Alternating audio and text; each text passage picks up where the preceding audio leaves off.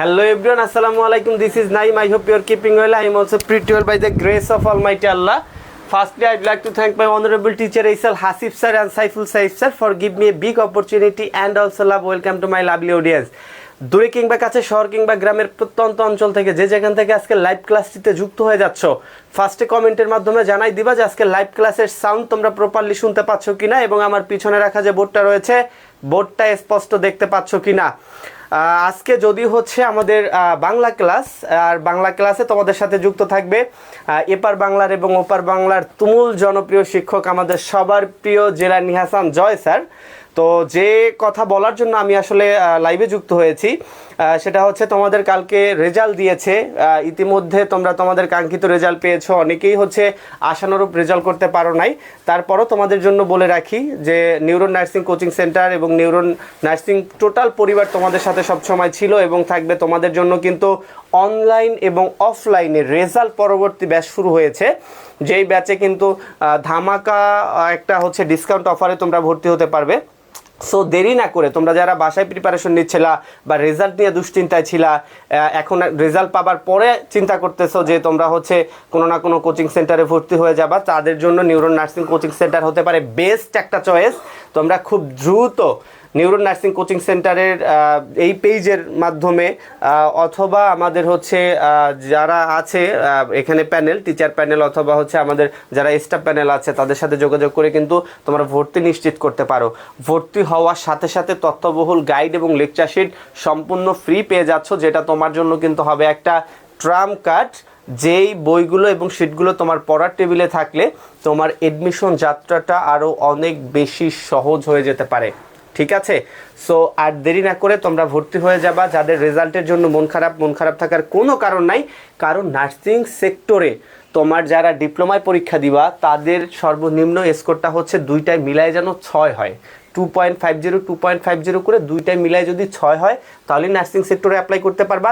যারা বিএসসিতে করতে চাচ্ছ তাদের দুইটাতে হচ্ছে ন্যূনতম 3 করে যেন দুইটা প্লাস করলে 7 হয়। আশা করি এটা তোমাদের সবার আছে, সবাই পরীক্ষা দিতে পারবা।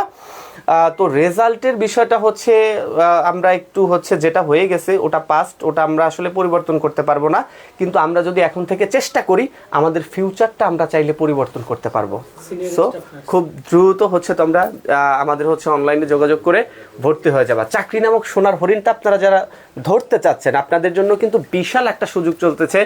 828 জনের একটা নিয়োগ বর্তমানে হচ্ছে চলমান আছে। ঠিক আছে, আপনারা যারা চাচ্ছেন এই ব্যাচেই হচ্ছে সরকারি চাকরিতে ঢুকতে, তাদের জন্য নিউরন নার্সিং কোচিং সেন্টার হতে পারে বেস্ট চয়েস। এখানে বাংলা ইংরেজি সাধারণ জ্ঞানের জন্য আলাদা আলাদা টিচার প্যানেল আছে। এছাড়া আপনাদের টেকনিক্যাল সাইডের জন্য ইসাল হাসিফ স্যার, সাইফুল সাইফ স্যার সহ দেশের নামকরা টিচার প্যানেল রয়েছে।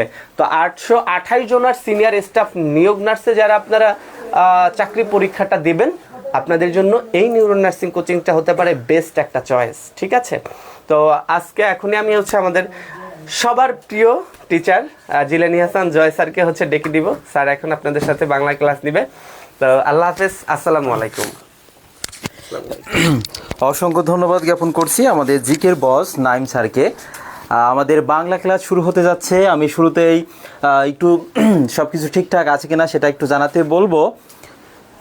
আপনারা যারা যুক্ত হয়েছেন প্রত্যেকেই নিজেদের টাইম লাইনে ক্লাসটি শেয়ার করে রাখেন এবং যে বন্ধু বান্ধব আছে তাদেরকে একটু মেনশন করে জানিয়ে দিন। আজকের ক্লাসটি অত্যন্ত গুরুত্বপূর্ণ, আপনারা দেখতেই পাচ্ছেন আমাদের আজকের ক্লাসের আলোচ্য টপিক কি রেখেছি সেটা দেখেন। ব্যাকরণিক শব্দ শ্রেণী, যেটাকে বলা হয় পদ প্রকরণ বা ইংরেজিতে বলা হয় পার্টস অফ স্পিচ, আর হচ্ছে জ্যোতিচিহ্ন। এই দুইটা টপিক থেকে কিন্তু প্রতি বছরই প্রশ্ন এসে থাকে, তারই ধারাবাহিকতায় আমরা ক্লাসটি ওইভাবে সাজিয়েছি। আমরা আজকে ব্যাকরণিক শব্দ শ্রেণীর মধ্যে আলোচনা করব ক্রিয়া বিশেষণ। এখন আমরা প্রত্যেকটা টপিকের বেসিক আলোচনা করব, এরপর হচ্ছে ওই টপিক থেকে বিগত বছরে যে গুরুত্বপূর্ণ প্রশ্নগুলো এসেছে সেগুলো আমরা ব্যাখ্যা সহকারে পড়ার চেষ্টা করব। তাহলে শুরুতে দেখেন এখানে রয়েছে ক্রিয়া বিশেষণ। আপনারা একটু জানিয়ে দিন যে ক্রিয়া বিশেষণ এটার ইংরেজি কী এবং একটা বাক্য থেকে আমরা কিভাবে ক্রিয়া বিশেষণগুলো খুঁজে পাবো। আমরা 74 জন যুক্ত হয়েছি, প্রত্যেকেই নিজেদের টাইম লাইনে শেয়ার করে রাখি এবং বন্ধুদেরকে মেনশন করে জানিয়ে দিই। আজকের ক্লাস যে সর্বোচ্চ শেয়ার করবে তাদের মধ্য থেকে 2 জনকে প্রাইজ মানি দেওয়া হবে। সেটা আকর্ষণীয় একটা মানে প্রাইজ মানি থাকছে আর কি। তাহলে খেয়াল করেন এখানে ক্রিয়া বিশেষণ, এটি হচ্ছে বাংলা। যদি বলা হয় এর ইংরেজি সেটা কি হবে বলো তো? অ্যাডভার্ব হবে। কি হবে? অ্যাডভার্ব হবে, এটা একটু মনে রাখবেন। এবং একটা বাক্য থেকে আমি যদি বলি ফ্যানটি ঘুরছে, ঘোরা একটা কাজ, ক্রিয়া, এটা ভার্ব। আমি যদি বলি ফ্যানটি দ্রুত ঘুরছে, তাহলে এই যে দ্রুত এটা কোন ধরনের পদ, এটা পরীক্ষায় আসতে পারে। তাহলে আমরা কিভাবে এগুলো উত্তর করতে পারবো? ক্রিয়াকে কখন, কখন, তারপর হচ্ছে কিভাবে, ক্রিয়ার কাছে যদি আমরা এইগুলো দিয়ে প্রশ্ন করি, কখন, কিভাবে, তারপর হচ্ছে কেমন, কেমন ভাবে, তাহলে কখন, কিভাবে, কেমন ভাবে, তারপর আরেকটি আছে কোথায়, এগুলো দিয়ে প্রশ্ন করে যদি আমরা উত্তর পাই তখন সেটা কি হবে? তখন সেটা হবে ক্রিয়া বিশেষণ। কি হবে? ক্রিয়া বিশেষণ। আমি আবারও বলছি, এটি হচ্ছে ক্রিয়া বিশেষণ এবং এর ইংরেজি হচ্ছে অ্যাডভার্ব। আমরা অ্যাডভার্ব পি করে পাই এমপিটি। খুব সহজে আমরা মনে রাখবো এমপিটি। এম থেকে হচ্ছে ম্যানার মানে আচার আচরণ, পি থেকে প্লেস মানে স্থান, আর টি থেকে হচ্ছে টাইম সময়কে ইন্ডিকেট করে। এটা বাংলায় আমরা ভার্বের কাছে কখন, কিভাবে, কেমনভাবে, কোথায় এগুলো দিয়ে প্রশ্ন করে যদি উত্তর পাই তখন সেটা কি হবে? তখন সেটা আমরা ক্রিয়া বিশেষণ পাবো। তাহলে আমরা বেসিকটা আলোচনা করি এবং এর সাথে বিগত বছরের প্রশ্ন আমরা পড়ব। শুরুতে খেয়াল করেন 2021 সংস্করণের আগে যে নবম দশম শ্রেণী বোর্ড বই আছে, 21 সংস্করণের আগে কিন্তু এইভাবে সাজানো ছিল না ক্রিয়া বিশেষণ। নতুন যে আপডেট বই 21 সংস্করণের পরে সেই বই থেকে কিন্তু নিয়েছি আর কি, অর্থাৎ ওইভাবে আমাদের ক্লাসটা সাজানো রয়েছে। তাহলে প্রথমে এখানে দেখেন যে বিশেষণ পদ ক্রিয়ার বিশেষ অবস্থা বা ক্রিয়া কী রূপে সম্পন্ন হয়েছে তা জানিয়ে দেয়, তাকে ক্রিয়া বিশেষণ বলে। ক্রিয়া বিশেষণের কয়েকটি প্রকারভেদ রয়েছে, তার মধ্যে একটি হচ্ছে ধরনবাচক, অর্থাৎ ক্রিয়াটি কিভাবে হচ্ছে তা একটা ধরন নির্দেশ করে। এখানে যে উদাহরণগুলো আমি রেখেছি একটু খেয়াল করেন। টিপ টিপ করে বৃষ্টি পড়ছে, তাহলে বৃষ্টি পড়া একটা কাজ, এখানে তো কোনো সন্দেহ নাই। তাহলে বৃষ্টিটা কেমনভাবে পড়ছে? টিপ টিপ করে পড়ছে। তাহলে বৃষ্টি পড়ার ধরনটা কি? এই যে টিপ টিপ করে বৃষ্টি পড়ছে। তাহলে কেমনভাবে পড়ছে বৃষ্টি? টিপ টিপ করে। তাহলে ওই বৃষ্টি পড়ার ধরনটা কি? টিপ টিপ করে পড়ছে। এটাই হচ্ছে ধরনবাচক ক্রিয়া বিশেষণ। প্রশ্ন এমন আসবে যে নিচের কোনটি ধরনবাচক ক্রিয়া বিশেষণ? পরেরটা দেখেন, ঠিকভাবে চললে কেউ কিছু বলবে না। তাহলে যে চলা একটা কাজ, এখানে তো কোনো সন্দেহ নাই। তাহলে কেমনভাবে চলতে বলছে? ঠিকভাবে। তাহলে চলার ধরনটা কেমন? ঠিকভাবে চলতে বলছে। তাহলে এটা কি হবে? ধরনবাচক ক্রিয়া বিশেষণ। কি হবে? ধরনবাচক ক্রিয়া বিশেষণ, অর্থাৎ অ্যাডভার্ব অফ ম্যানার। ম্যানার মানে হচ্ছে আচার আচরণ। এরপরে এই উদাহরণটা আরও বেশি গুরুত্বপূর্ণ যে আমরা নির্ভয়ে গুহায় ঢুকলাম। তাহলে গুহায় ঢোকা বা গুহায় প্রবেশ করা একটা কাজ, প্রবেশ করা কাজ। কেমনভাবে ঢুকলাম আমরা? নির্ভয়ে। তাহলে এখানে নির্ভয়টা হচ্ছে কি? ক্রিয়া বিশেষণ। এবং এই ক্রিয়া বিশেষণটা কোন ধরনের? সেটা হবে ধরনবাচক ক্রিয়া বিশেষণ। প্রশ্ন কেমন আসবে? নিচের কোনটি ধরনবাচক ক্রিয়া বিশেষণ? আমরা প্রথমে বেসিকটা আলোচনা করব, এরপর হচ্ছে যত গুরুত্বপূর্ণ প্রশ্ন আছে সবগুলো আমরা ধারাবাহিকভাবে আলোচনা করব। এরপরে আরেকটা দেখেন ধরন, সেটা হচ্ছে কালবাচক ক্রিয়া বিশেষণ। টেন্স মানে কাল, কাল মানে সময়, যেটা সময়কে ইন্ডিকেট করবে সেটা হচ্ছে কালবাচক ক্রিয়া বিশেষণ। তাহলে adverb of time, adverb of manner, adverb of time, adverb of place, অর্থাৎ আচার আচরণকে বোঝাতে পারে, সময়কে বোঝাতে পারে, আর হচ্ছে স্থানকে বোঝাতে পারে। এইগুলো হচ্ছে ক্রিয়া বিশেষণের ধরন। খেয়াল করেন এখানে বলেছে যে কালবাচক, উদাহরণটা আজকাল ফলের চেয়ে ফুলের দাম বেশি, এটা দিবে পরীক্ষায়, দিয়ে বলবে যে এটা কোন ধরনের ক্রিয়া বিশেষণ। তাহলে আজকালের নিচে যদি আন্ডারলাইন করে দেওয়া থাকে তাহলে আজকাল এটা একটা সময়কে বোঝাচ্ছে, যেহেতু সময়কে বোঝাচ্ছে এজন্য এটা কি হবে? কালবাচক ক্রিয়া বিশেষণ। আরেকটি উদাহরণ আমরা দেখি, যথাসময়ে এসে হাজির হয়, যথাসময়ের নিচে আন্ডারলাইন, তাহলে এখানে কি হবে? যথাসময় একটা সময়কে নির্দেশ করছে, তাহলে এটা কি হবে? কালবাচক ক্রিয়া বিশেষণ।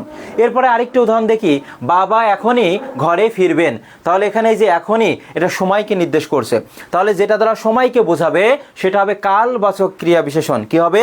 যেটা সময়কে বোঝাবে সেটা কালবাচক ক্রিয়া বিশেষণ। ক্লিয়ার? আপনারা না বুঝতে পারলে অবশ্যই প্রশ্ন করবেন। তারপরটা দেখেন স্থানবাচক, যেটা স্থানকে নির্দেশ করবে, অর্থাৎ এখানে যে উদাহরণগুলো আমি রেখেছি যে বড় চাচা ঢাকায় থাকেন, ঢাকার নিচে আন্ডারলাইন, তাহলে বড় চাচা কোথায় থাকেন? ঢাকায় থাকেন। আমরা জানি ক্রিয়ার কাছে কখন, কিভাবে, তারপরে কেমনভাবে, তারপরে কোথায়, এগুলো দিয়ে যদি প্রশ্ন করে উত্তর পাই তখন সেটা হবে ক্রিয়া বিশেষণ। তাহলে খেয়াল করেন এখানে বড় চাচা ঢাকায় থাকেন, ঢাকার নিচে যদি আন্ডারলাইন করা থাকে তাহলে এটা স্থান বোঝাচ্ছে, এজন্য এটা হবে স্থানবাচক ক্রিয়া বিশেষণ। ঠিক তেমনইভাবে সাপটা ওখানে লুকিয়েছে, তবে যে কোথায় লুকিয়েছে সাপটা, তাহলে আমরা উত্তর পাচ্ছি ওখানে, একটা স্থানকে বোঝাচ্ছে, তাহলে এটা হবে স্থানবাচক ক্রিয়া বিশেষণ। তুমি কবে ঢাকা যাচ্ছ? তুমি কবে ঢাকা যাচ্ছ, তাহলে ঢাকার নিচে আন্ডারলাইন, তাহলে ঢাকা হচ্ছে একটা স্থান, একটা জায়গার নাম বোঝাচ্ছে, তাহলে এটা কি হবে? এটা স্থানবাচক ক্রিয়া বিশেষণ হবে। এরপরে ছেলেমেয়েরা এদার ওদার ঘোরাফেরা করছে, ওরা পাহাড়ের কোলে বসতি গড়েছে। এই প্রশ্নটা এমনভাবে দিতে পারে, ওরা পাহাড়ের কোলে বসতি গড়েছে, এখানে পাহাড়ের কোলে নিচে আন্ডারলাইন করতে পারে, দিয়ে তোমার জানতে চাইতে পারে যে এটা কোন ধরনের ক্রিয়া বিশেষণ, তাহলে কি হবে? স্থানবাচক। এরপরেরটা হচ্ছে নেতিবাচক। নেতিবাচক মানে হচ্ছে না বোধক, যেটা নেগেটিভ, আর অস্তিবাচক মানে হ্যাঁ বোধক। যেই ক্রিয়ার শেষে অর্থাৎ যেই ভার্বের শেষে না বোধক অব্যয় থাকবে। এখন প্রশ্ন হচ্ছে না বোধক অব্যয় কোনগুলো?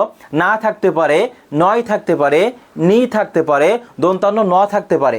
এইগুলো যদি ক্রিয়ার শেষে থাকে তখন সেটা হবে নেতিবাচক ক্রিয়া বিশেষণ। একটু খেয়াল করেন এখানে, এই যে এখানে বলা হয়েছে যে সে এখন যাবে না, তাহলে যাওয়া, যাওয়া আসার তো একটা কাজ, এখানে কোনো সন্দেহ নাই। তাহলে এই যে যাবে না, এর সাথে কি যুক্ত হয়েছে? না যুক্ত হয়েছে, তাহলে এটা কি হবে? নেতিবাচক ক্রিয়া বিশেষণ। ঠিক তেমনইভাবে তিনি বেড়াতে যাননি, তাহলে এখানে খেয়াল করেন এই যে নি আছে, যুক্ত আছে, তাহলে যান এটা হচ্ছে কাজ, তাহলে ক্রিয়া শেষে সাথে কি যুক্ত হয়েছে?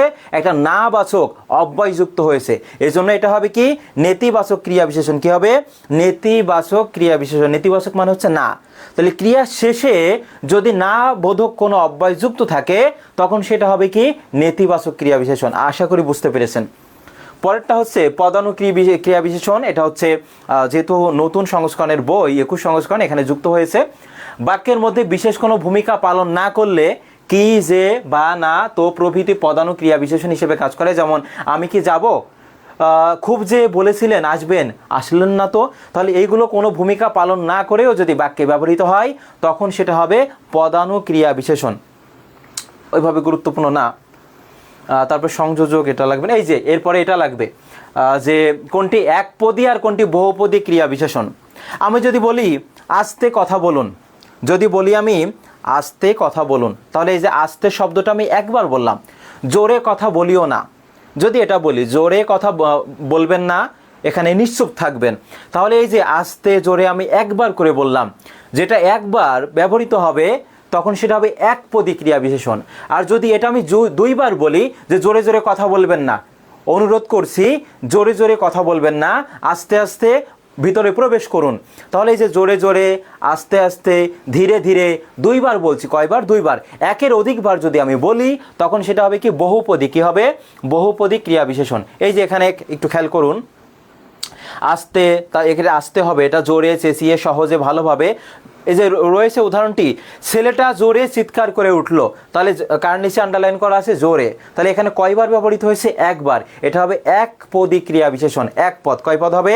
একপদী ক্রিয়া বিশেষণ। আর যদি দুইবার থাকে এখানে, যেমন জোরে জোরে কথা বলবেন না, অনুরোধ করছি জোরে জোরে কথা বলবেন না, জোরে জোরে কয়বার বললাম আমি? দুইবার। এটা হবে বহুপদী ক্রিয়া বিশেষণ। আশা করি ক্রিয়া বিশেষণ থেকে যেগুলো আলোচনা করলাম এখান থেকে আপনারা কমন পাবেন। এবার আমরা আলোচনা করব যোজক, যেটাকে ইংরেজিতে বলা হয় কনজাংশন বলা হয়, যেটা আমরা ইংরেজিতে বলি অ্যান্ড অর বাট। তাহলে যোজক কোনগুলো আমি শুরুতেই বলে নিচ্ছি, এবং আমার সঙ্গে একটু আপনারা পড়ুন, যদি এটা অফলাইন না অনলাইন, তারপরে একটু পড়ার চেষ্টা করুন। এবং, ও, আর, কিন্তু, এবং, ও, আর, কিন্তু, সুতরাং, নতুবা, নচেত, বরং, তথাপি। কি বললাম? এবং, ও, আর, কিন্তু, সুতরাং, নতুবা, নচেত, বরং, তথাপি, এগুলো সব কি হবে? এগুলো সব হচ্ছে যোজক হবে। কি হবে? যোজক হবে। একটু খেয়াল করুন, এখানে আমি অনেক উদাহরণ রেখেছি। এই যে ও, এবং, আর, অথবা, তবু, তারপরে সুতরাং আছে, কারণ আছে, এগুলো হচ্ছে যোজক। এখন এগুলো কিভাবে প্রশ্ন আসবে? সাধারণ যোজক আছে। প্রশ্নটা এমন আসতে পারে যে রহিম ও করিম এই কাজটি করেছে, এখানে বলবে এখানে যোজক কোনটা, তাহলে যোজক হচ্ছে ও এবং এটা হচ্ছে সাধারণ যোজক। কোন ধরনের যোজক? আপনারা কি করবেন, এই যে সাধারণ যোজক লেখার পর জাস্ট উদাহরণগুলো লিখবেন, উদাহরণগুলো পরীক্ষায় আসবে। এরপরে আরও উদাহরণ রয়েছে, জলদি দোকানে যাও এবং পাউরুটি কিনে আনো, তাহলে এবং হচ্ছে এখানে যোজক এবং এই যোজকটা হচ্ছে সাধারণ যোজক। কোন ধরনের যোজক? সাধারণ যোজক। আরও একটা উদাহরণ দেখুন, আমাদের সমাজ আর ওদের সমাজ এক রকম নয়, তাহলে এখানে এই যে এবং আছে, ও আছে, আর আছে, এবং ও আর একটু কমেন্টে লিখুন, সাধারণ যোজক দিয়ে লিখুন এবং ও আর, ক্লিয়ার, এবং ও আর সাধারণ যোজক, এবং ও আর সাধারণ যোজক, এবং ও আর এটা কোন ধরনের যোজক হবে? সাধারণ যোজক হবে। কোন ধরনের যোজক? এবং ও আর সাধারণ যোজক, প্রত্যেকে লিখুন এটা। এরপরে আমরা দেখব বিকল্প যোজক, মানে অল্টারনেটিভ, একটার বিকল্পে আরেকটা, একটার পরিবর্তে আরেকটা, অল্টারনেটিভ কানেকটিভস, মানে যুক্ত করার কাজ করছে। এ ধরনের যোজক একাধিক শব্দ বা বাক্যকল্প বা বাক্যের মধ্যে বিকল্প নির্দেশ করে। যেগুলো বিকল্প নির্দেশ করে একটার পরিবর্তে আরেকটা, সেটা হবে বিকল্প যোজক। এখান থেকে প্রশ্নটা বেশি আসে। যেমন প্রশ্ন থাকতে পারে, লাল বা নীল কলমটা আনো, তাহলে লালের বিকল্প হচ্ছে নীল, লালের বিকল্প কি হচ্ছে? নীল। হয় লাল না হয় নীল কলমটা আনো, তাহলে এটা কি হবে? বিকল্প যোজক। আরেকটু খেয়াল করুন, যে সারাদিন খুঁজলাম অথচ বইটা পেলাম না, বা চা না হয় কফি খান, এই উদাহরণটা সব থেকে বেশিবার এই যাবৎকাল পরীক্ষা এসেছে, চা না হয় কফি খান, তাহলে চা এর বিকল্পটা হচ্ছে কফি। তাহলে একটার বিকল্প যদি আরেকটা নির্দেশ করা হয় তখন সেটা হবে বিকল্প যোজক। কি হবে? বিকল্প যোজক। তাহলে এবার আপনারা লিখবেন, সেটা হচ্ছে এই যে না হয়, এটা লিখবেন যে চা না হয় কফি খান, এই উদাহরণটা কিন্তু পরীক্ষায় এই যাবৎকাল সব থেকে বেশিবার এসেছে। এবার আমরা দেখব বিরোধ যোজক। বিরোধ যোজকটা একটু খেয়াল করবেন, যে হচ্ছে প্রথম অংশের সাথে দ্বিতীয় অংশে যদি বিপরীত সম্পর্ক নির্দেশ করে, যেমন এখানে উদাহরণটা দিয়েছি, এত পরিশ্রম করলাম কমা তবু ফল পেলাম না, তাহলে যেহেতু অনেক পরিশ্রম করেছেন আপনি, তাহলে আপনার একটা আশা রয়েছে আপনি ভালো একটা ফলাফল পাবেন, কিন্তু আপনি ভালো ফলাফল পাবেন না। তাহলে প্রথম অংশের সাথে দ্বিতীয় অংশের এখানে কি বিপরীত একটা বৈপরীত্য একটা সম্পর্ক এখানে লক্ষ্য করা যাচ্ছে, অর্থাৎ এটি হবে বিরোধ যোজক। কি হবে? বিরোধ যোজক। এত পড়লাম কমা কিন্তু পরীক্ষায় ভালো করতে পারলাম না, তাকে আসতে বললাম তবু এলো না, তাহলে তাকে আমি আসতে বললাম, তাহলে তার আসার কথা কিন্তু তিনি এলেন না। তাহলে প্রথম অংশের সাথে দ্বিতীয় অংশের সম্পর্কটা কি? বিপরীত সম্পর্ক। এটা হবে কি? বিরোধ যোজক। প্রশ্ন আসতে পারে, নিচের কোনটি বিরোধ যোজক? নিচের কোনটি বিরোধ যোজক? হ্যাঁ, যারা শেয়ার করবে অবশ্যই হচ্ছে পিডিএফ পেয়ে যাবে। তাহলে চা না হয় কফি খান, এটা তো হচ্ছে বিকল্পের মধ্যে যাবে, আর বিরোধ যোজক হচ্ছে এত পরিশ্রম করলাম তবু ফল পেলাম না, এটা একটু কমেন্টে আপনারা লিখবেন। তাহলে প্রথম অংশের সাথে দ্বিতীয় অংশের একটা বৈপরীত্য ভাব এখানে প্রকাশিত হবে। কারণবাচক, যেটা কারণকে নির্দেশ করবে, যেমন জিনিসের দাম বেড়েছে কারণ চাহিদা বেশি, তাহলে জিনিসের দাম বাড়ার কারণ কি? চাহিদা বেশি, তাহলে এটা হচ্ছে কারণ যোজক, কারণকে নির্দেশ করবে। যেটা সব থেকে বেশিবার এসেছে, যেহেতু ঠান্ডা লেগেছে তাই আইসক্রিম খাচ্ছে না, তাহলে আইসক্রিম না খাওয়ার কারণ কি? ঠান্ডা লেগেছে তাই, তাহলে এটা কারণকে নির্দেশ করছে, অর্থাৎ এটা হবে কারণবাচক। আপনি এই উদাহরণগুলো পড়লে এর ভিতর থেকে কিন্তু কমন পেয়ে যাবেন। এই জন্য প্রতিনিয়ত ক্লাসগুলো করতে হবে, পরীক্ষা দিতে হবে, তারপর হচ্ছে আশানুরূপ ফলাফল আপনি কিন্তু পাবেন। কারণ বর্তমান প্রেক্ষাপট আপনারা অবগত আছেন যে গতকাল এইচএসসি 25-এর রেজাল্ট দিয়েছে, সেখানে যারা ভালোভাবে মানে জানার জন্য, শুধু পরীক্ষার জন্যই পড়তে হবে এটা না, জানার জন্য পড়তে হবে। যেমন এখানে এই উদাহরণটা চেঞ্জ করেও কিন্তু দিতে পারে, হুবহু দিবে না। তারপরে আপনি যদি আপনার বেসিকটা ক্লিয়ার থাকে, তাহলে যেখান থেকে প্রশ্ন দিক না কেন আপনি কিন্তু উত্তর করতে পারবেন। এরপরটা একটু খেয়াল করুন, সাপেক্ষ যোজক, এটা সব থেকে বেশি গুরুত্বপূর্ণ। এই ধরনের যোজক একে অপরের পরিপূরক হয়ে বাক্যে ব্যবহৃত হয় এবং শর্ত সাপেক্ষে থাকে। আমরা সাপেক্ষ সর্বনাম পড়েছি। সাপেক্ষ সর্বনাম একটা আরেকটার উপর নির্ভরশীলতার সম্পর্ক বোঝায় এবং এগুলো জোড়া থাকে, যেমন যে, সে, যারা, তারা, যখন, তখন, যত, তত, যেমন, তেমন, যদিও, তবুও, একটা সাপেক্ষ ভাব এখানে বোঝায়। এটা হবে কি? সাপেক্ষ সর্বনাম। কোনো বাক্যের মধ্যে যদি এই সাপেক্ষ সর্বনামগুলো থাকে তখন সেটা কি জটিল বা মিশ্র বাক্য হয়। কি বাক্য হয়? জটিল বা মিশ্র বাক্য হয়। একটু খেয়াল করুন, এখানে যে উদাহরণগুলো রেখেছি এইগুলো পড়লে ইনশাল্লাহ এখান থেকে কমন পেয়ে যাবেন। যদি রোদ ওঠে কমা তবে রওনা দেব, তাহলে রওনা দিয়া কার উপর নির্ভরশীল? রোদ উঠার উপর। তাহলে একটা আরেকটার উপর নির্ভরশীলতার সম্পর্ক বোঝাচ্ছে, এবং এখানে যদি আছে তবে আছে, যদি তবে সাপেক্ষ ভাব বোঝাচ্ছে। কিন্তু যত পড়ছি কমা ততই নতুন করে জানছি, যদি তুমি পরিশ্রম করো কমা তবে ফল পাবে, খুবই খুবই গুরুত্বপূর্ণ। তাহলে এটা কোন ধরনের যোজক? সাপেক্ষ যোজক। এবং এইটা যদি দিয়ে আপনাকে বলে যদি পরিশ্রম করো তবে ফল পাবে, এটা কোন ধরনের বাক্য? তাহলে এটা কোন ধরনের বাক্য একটু কমেন্টে জানাও।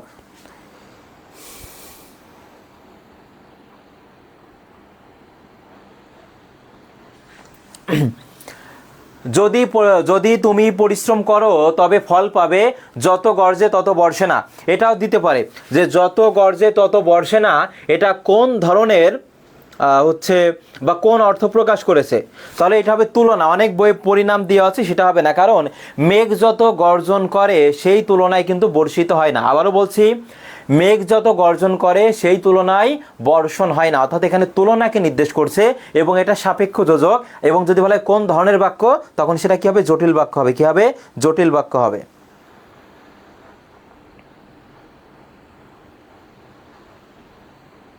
তখন সেটা হবে জটিল বাক্য। আমরা পরের অংশে যাব, সেটা হচ্ছে অনুসর্গ। আপনারা একটু শুরুতে কমেন্টে জানান যে অনুসর্গ কোথায় বসে। যেমন উপসর্গ শব্দের পূর্বে বসে, তাহলে অনুসর্গ কোথায় বসে একটু জানান। আমি বেসিক আলোচনা করব, তাহলে কি এটা একটু জানিয়ে দিন।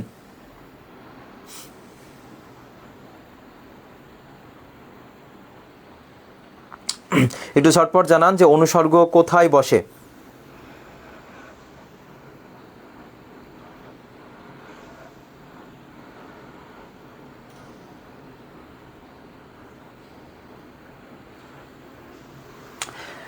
আমরা যেটা প্রিপোজিশন করেছি অনুসর্গ, তাহলে অনুসর্গ শব্দটির অনু অর্থ পরে বা পশ্চাতে, আর স্বর্গ মানে হচ্ছে সৃষ্টি বা অর্ধায়।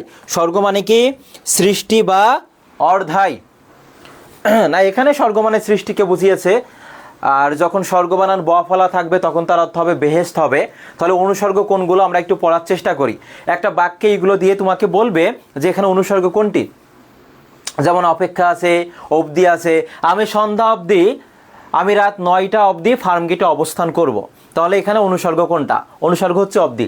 অভিমুখে, আমাদের যাত্রা সমুদ্র অভিমুখে। তাহলে আমাদের যাত্রা কোন দিকে? সমুদ্র অভিমুখে। অভিমুখেটা হচ্ছে কি? অনুসর্গ। অনুসর্গ কোনগুলো আমি একবার বলছি, যেমন আগে, পরে, পিছনে, মাঝে, মধ্যে, সামনে, সম্মুখে, অভিমুখে, উপরে, নিচে। তারপরে দ্বারা, দিয়া, কর্তৃক, হতে, থেকেছে। তারপরে আছে পানে আছে, দিকে আছে, বনাম আছে, বরাবর আছে। যেমন প্রশ্নটা এমন আসে, মাথার উপরে নীল আকাশ, এখানে অনুসর্গ কোনটি একটু জানান। মাথার উপরে নীল আকাশ। এরপর থাকতে পারে আজ বাংলাদেশ বনাম হংকংয়ের খেলা, বা আজ বাংলাদেশ বনাম ভারতের খেলা। তাহলে এখানে অনুসর্গ কোনটি? বাবা রাতে ভাতের বদলে রুটি খায়, এখানে অনুসর্গ কোনটা? এই ধরনের প্রশ্ন কিন্তু আসবে। তাহলে এখানে একটু খেয়াল করেন যে বনাম আছে, তারপর হচ্ছে অনেকগুলো গুরুত্বপূর্ণ আছে, তো তার মধ্যে আমি একটু দাগিয়ে দিই যেগুলো পরীক্ষায় আসতে পারে।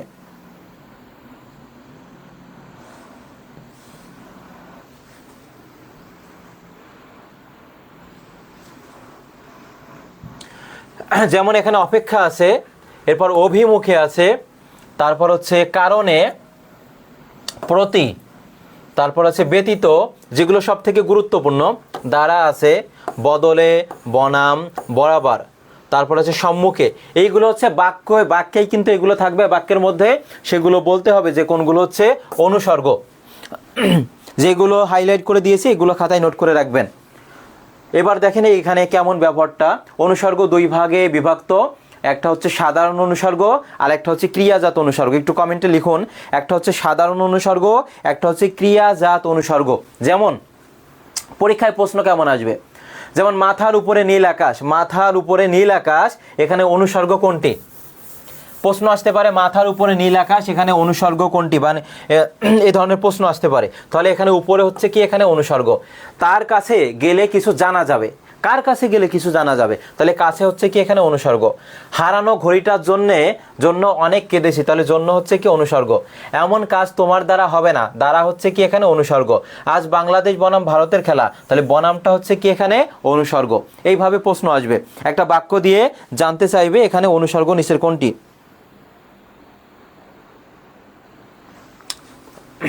এরপর ক্রিয়াজাত অনুসর্গ নিচের কোনটি, অর্থাৎ যেসব অনুসর্গ ক্রিয়াপদ থেকে তৈরি হয়েছে সেগুলোকে ক্রিয়াজাত অনুসর্গ বলা হয়। অর্থাৎ ক্রিয়াপদ থেকে যে অনুসর্গ তৈরি হয়েছে সেগুলোকে বলা হয় ক্রিয়াজাত অনুসর্গ। একটু খেয়াল করেন, ভালো করে খেয়ে নাও, তাহলে এই যে করে এটা হচ্ছে কাজ করা বোঝাচ্ছে, এটা ক্রিয়াজাত অনুসর্গ। ঢাকা থেকে বরিশাল যেতে পদ্মা নদী পার হতে হয়, তাহলে এখানে যে থেকে এটা হচ্ছে কাজ করা বোঝাচ্ছে ওই অর্থে, সেজন্য এটা ক্রিয়াজাত অনুসর্গ হবে। মন দিয়ে লেখাপড়া করা দরকার, এ দিয়ে হচ্ছে এখানে ক্রিয়াজাত অনুসর্গ। এরপরে খেয়াল করুন, বহুদিন ধরে অপেক্ষা করে আছি, তাহলে ধরে হচ্ছে কি এখানে ওর ক্রিয়াজাত অনুসর্গ। সে সঙ্গে যাবে বলে তৈরি হয়ে এসেছে, তাহলে বলে হচ্ছে কি এখানে ক্রিয়াজাত অনুসর্গ। তাহলে অনুসর্গ এখানে দুইভাবে, একটা হচ্ছে কি সাধারণ অনুসর্গ, আর একটা হচ্ছে ক্রিয়াজাত অনুসর্গ। এবার এই অনুসর্গগুলো বাক্যে কি অর্থে, কোন কোন অর্থে ব্যবহৃত হয় সেটা একটু দেখার চেষ্টা করব এবং আমরা ব্যাখ্যা সহকারে বলবো। যেমন প্রশ্নগুলো কেমন আসবে, তুমি বিনা আমার কে আছে, প্রশ্ন মানে বলছে তুমি বিনা আমার কে আছে, তাহলে এখানে অনুসর্গ হচ্ছে বিনা, এবং এই বিনা হচ্ছে তারপরে হচ্ছে বিনি সুতায় গাথামালা, এখানে বিনি হচ্ছে অনুসর্গ। উদ্যম বিহনে কার পুরে মনোরথ, তাহলে বিহন হচ্ছে কি এখানে অনুসর্গ। একটা লাইন আছে এখানে, আপনাদের কাছে যদি আমি বলি এর অর্থ কি, অনেকেই বলবে এটা প্রথম শুনছি বা আপনি কোনো মন্ত্র পড়ছেন কিনা, এটা বলতে পারেন আর কি। এই যে এটা খেয়াল করুন, যেমন দংশন ক্ষত, এই যে এটা দংশন ক্ষত সেন বিহঙ্গ যুজে ভুজঙ্গ সনে, এটা আগে কে কে শুনেছেন একটু কমেন্টে জানান তো। দংশন ক্ষত সেন বিহঙ্গ যুজে ভুজঙ্গ সনে, প্রশ্ন আসতে পারে বিগত বছরের প্রশ্ন এটি যে এখানে অনুসর্গ নিচের কোনটি, এখানে অনুসর্গ নিচের কোনটি। তাহলে খেয়াল করুন একটু, দংশন ক্ষত সেন বিহঙ্গ যুজে ভুজঙ্গ সনে, এখানে অনুসর্গ নিচের কোনটি। তাহলে খুব সহজেই এই যে অনুসর্গ হচ্ছে সনে, এবং কোন অর্থ দিচ্ছে, বিরুদ্ধগামিতা দিচ্ছে। এখন অনেকে এই বাক্যটা শুনেনি আগে থেকে, আমি ব্যাখ্যাটা দিচ্ছি একটু খেয়াল করুন। দংশন ক্ষত মানে কামড়ে আঘাতপ্রাপ্ত বা দংশনে আঘাতপ্রাপ্ত, সেন বিহঙ্গ মানে বাজ পাখি বা হচ্ছে ঈগল পাখি, আর যুজে মানে হচ্ছে, বুঝে না এখানে যুজে হবে, যুজে মানে হচ্ছে যুদ্ধ করে বা লড়াই করে, আর ভুজাঙ্গ মানে হচ্ছে সাপ, সনে মানে হচ্ছে সাথে। এর অর্থ হচ্ছে সাপের কামড়ে আঘাতপ্রাপ্ত বাজ পাখি সাপের সাথে লড়াই করে। কি হবে, সাপের কামড়ে আঘাতপ্রাপ্ত বাজ পাখি সাপের সাথেই লড়াই করে। অর্থাৎ এখানে তাহলে একটা সাপ একটা ঈগল পাখি বা বাজ পাখিকে কামড় দিয়েছে বা ছোবল দিয়েছে, ওই ঈগল পাখি কি করবে, সে কি তাকে সাপকে চুমু খাবে নাকি, সেও তো একটা কি দিবে, ঠোকর দিবে না। তাহলে তাদের মধ্যে কি হচ্ছে, একজনের বিরুদ্ধে আর একজন কি করছে, লড়াই করছে। তাহলে এর অর্থ হচ্ছে সাপের কামড়ে আঘাতপ্রাপ্ত বাজ পাখি সাপের সাথে লড়াই করে, অর্থাৎ এখানে কোন অর্থ দিয়েছে, বিরুদ্ধগামিতা। এবং এই বাক্যে এই সনে হচ্ছে কি অনুসর্গ, সনে কি অনুসর্গ। এরপর এই যে শরতের পর আসে বসন্ত, তাহলে প্রশ্ন আসতে পারে শরতের পর আসে বসন্ত, এখানে অনুসর্গ কোনটা, তাহলে এখানে অনুসর্গ হচ্ছে পরে, এবং কোন অর্থ দিচ্ছে, আমরা যদি যে 6টা ঋতু আছে,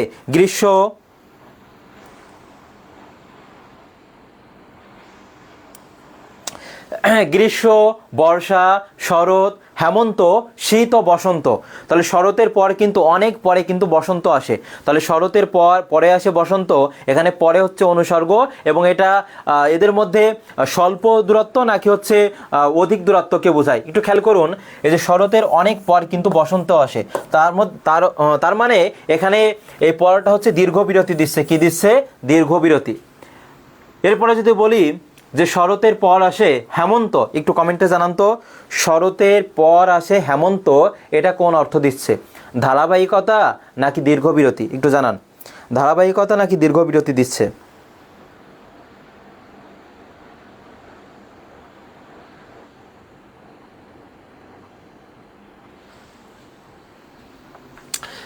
এটা কোন অর্থ দিচ্ছে, ধারাবাহিকতা নাকি দীর্ঘ বিরতি?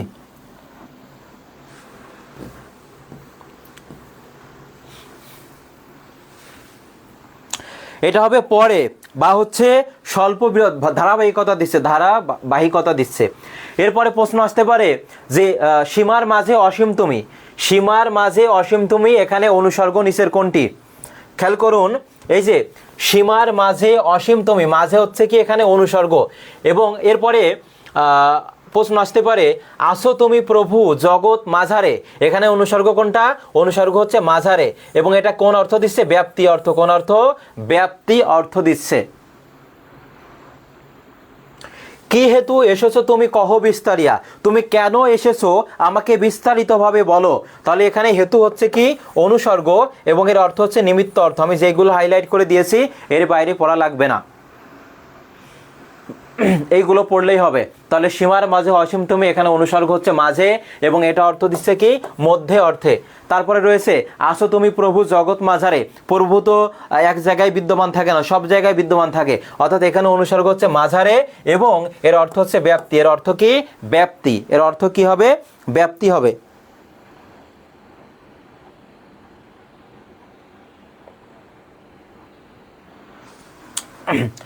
এর পরের অংশটুকু দেখুন, আবেগ শব্দ। আবেগ শব্দ থেকে প্রশ্ন আসে, এবং আবেগ শব্দ পড়লে আপনারা মজা পাবেন। আমি সেইভাবে উদাহরণগুলো দেওয়ার চেষ্টা করব, একটু খেয়াল করুন। যেখানে শব্দের সাহায্যে মনের ভাব, মনের নানা ভাব আবেগ দ্বারা প্রকাশ করা হয়, যেমন সি সি, আহা, বা, সাবাস, হাই হাই, উ, তারপর হচ্ছে আহ, এগুলো হচ্ছে আবেগ শব্দ। এখন এগুলো কিভাবে প্রশ্নে মানে পরীক্ষায় আসবে আর কি, একটু খেয়াল করুন। প্রথমে আছে সিদ্ধান্ত আবেগ। প্রশ্ন আসতে পারে নিচের কোনটি সিদ্ধান্ত আবেগ, নিচের কোনটি সিদ্ধান্ত আবেগ, প্রশ্ন এমন আসতে পারে যেমন হ্যাঁ আমাদের জিততেই হবে, তারপর বেশ তো তাই হোক, বা বেশ তবে যাওয়াই যাক। 5 থেকে 6 জন বন্ধু বান্ধব রেজাল্ট দিয়েছে গতকাল। তোমরা হয়তো বা ভাবছো, তুমি করে বলছি, এখানে অনেকে মানে সিনিয়রও আছে, তোমরা একটু মানে আলোচনা করছো যে যেহেতু রেজাল্ট দিয়েছে আমরা কোথাও ঘুরে আসি। তাহলে 5 থেকে 6 জন মিলে আলোচনা করছো যে কোথাও ঘুরে আসি। তাহলে একটা সিদ্ধান্ত নেওয়ার পর মতামতটা তোমরা সবাই মিলে একটা মতামত নিবে, তারপরে তো একটা সিদ্ধান্ত গ্রহণ করবে, তাই না? তাহলে তখন বলা হচ্ছে বেশ তবে যাওয়াই যাক। তাহলে এটা কোন ধরনের আবেগ হবে? সিদ্ধান্ত আবেগ হবে। কি হবে? সিদ্ধান্ত আবেগ হবে। একটা আলোচনা করার পর একটা সিদ্ধান্তে উপনীত হওয়ার পরে কিন্তু বলা হচ্ছে বেশ তবে যাওয়াই যাক। এটা কোন ধরনের আবেগ হবে? সিদ্ধান্ত আবেগ হবে। কি হবে? সিদ্ধান্ত আবেগ হবে। এরপর প্রশংসা সূচক বা প্রশংসা বাচক আবেগ শব্দ কোনটি? গতকাল রেজাল্ট দিয়েছে, অনেকে ভালো ফলাফল করেছো। আমি যদি বলি বাহ কি সুন্দর বা চমৎকার রেজাল্ট করেছো, বা চমৎকার রেজাল্ট করেছো, ফলাফল করেছো, তাহলে এটা কি হবে? বা আমি যদি বলি সাবাস একটা খেলার মতো খেলা দেখালে, বাহ বড় চমৎকার ছবি এঁকেছো, তো তাহলে আমি তোমাকে কি করছি? প্রশংসা করছি। এটা হবে প্রশংসা বাচক আবেগ শব্দ। কি হবে? প্রশংসা বাচক আবেগ শব্দ হবে। বিরক্তিসূচক আবেগ শব্দ কোনগুলো? যেমন অনেকে হচ্ছে ভালো বা খারাপ কাজ করেছে, বা যে কাজটা তারা পারার কথা ছিল সে পারেনি আর কি, তখন উদাহরণ দিচ্ছি যে সি সি তুমি এত নিচু, তাহলে এটা কোন ধরনের আবেগ শব্দ হবে?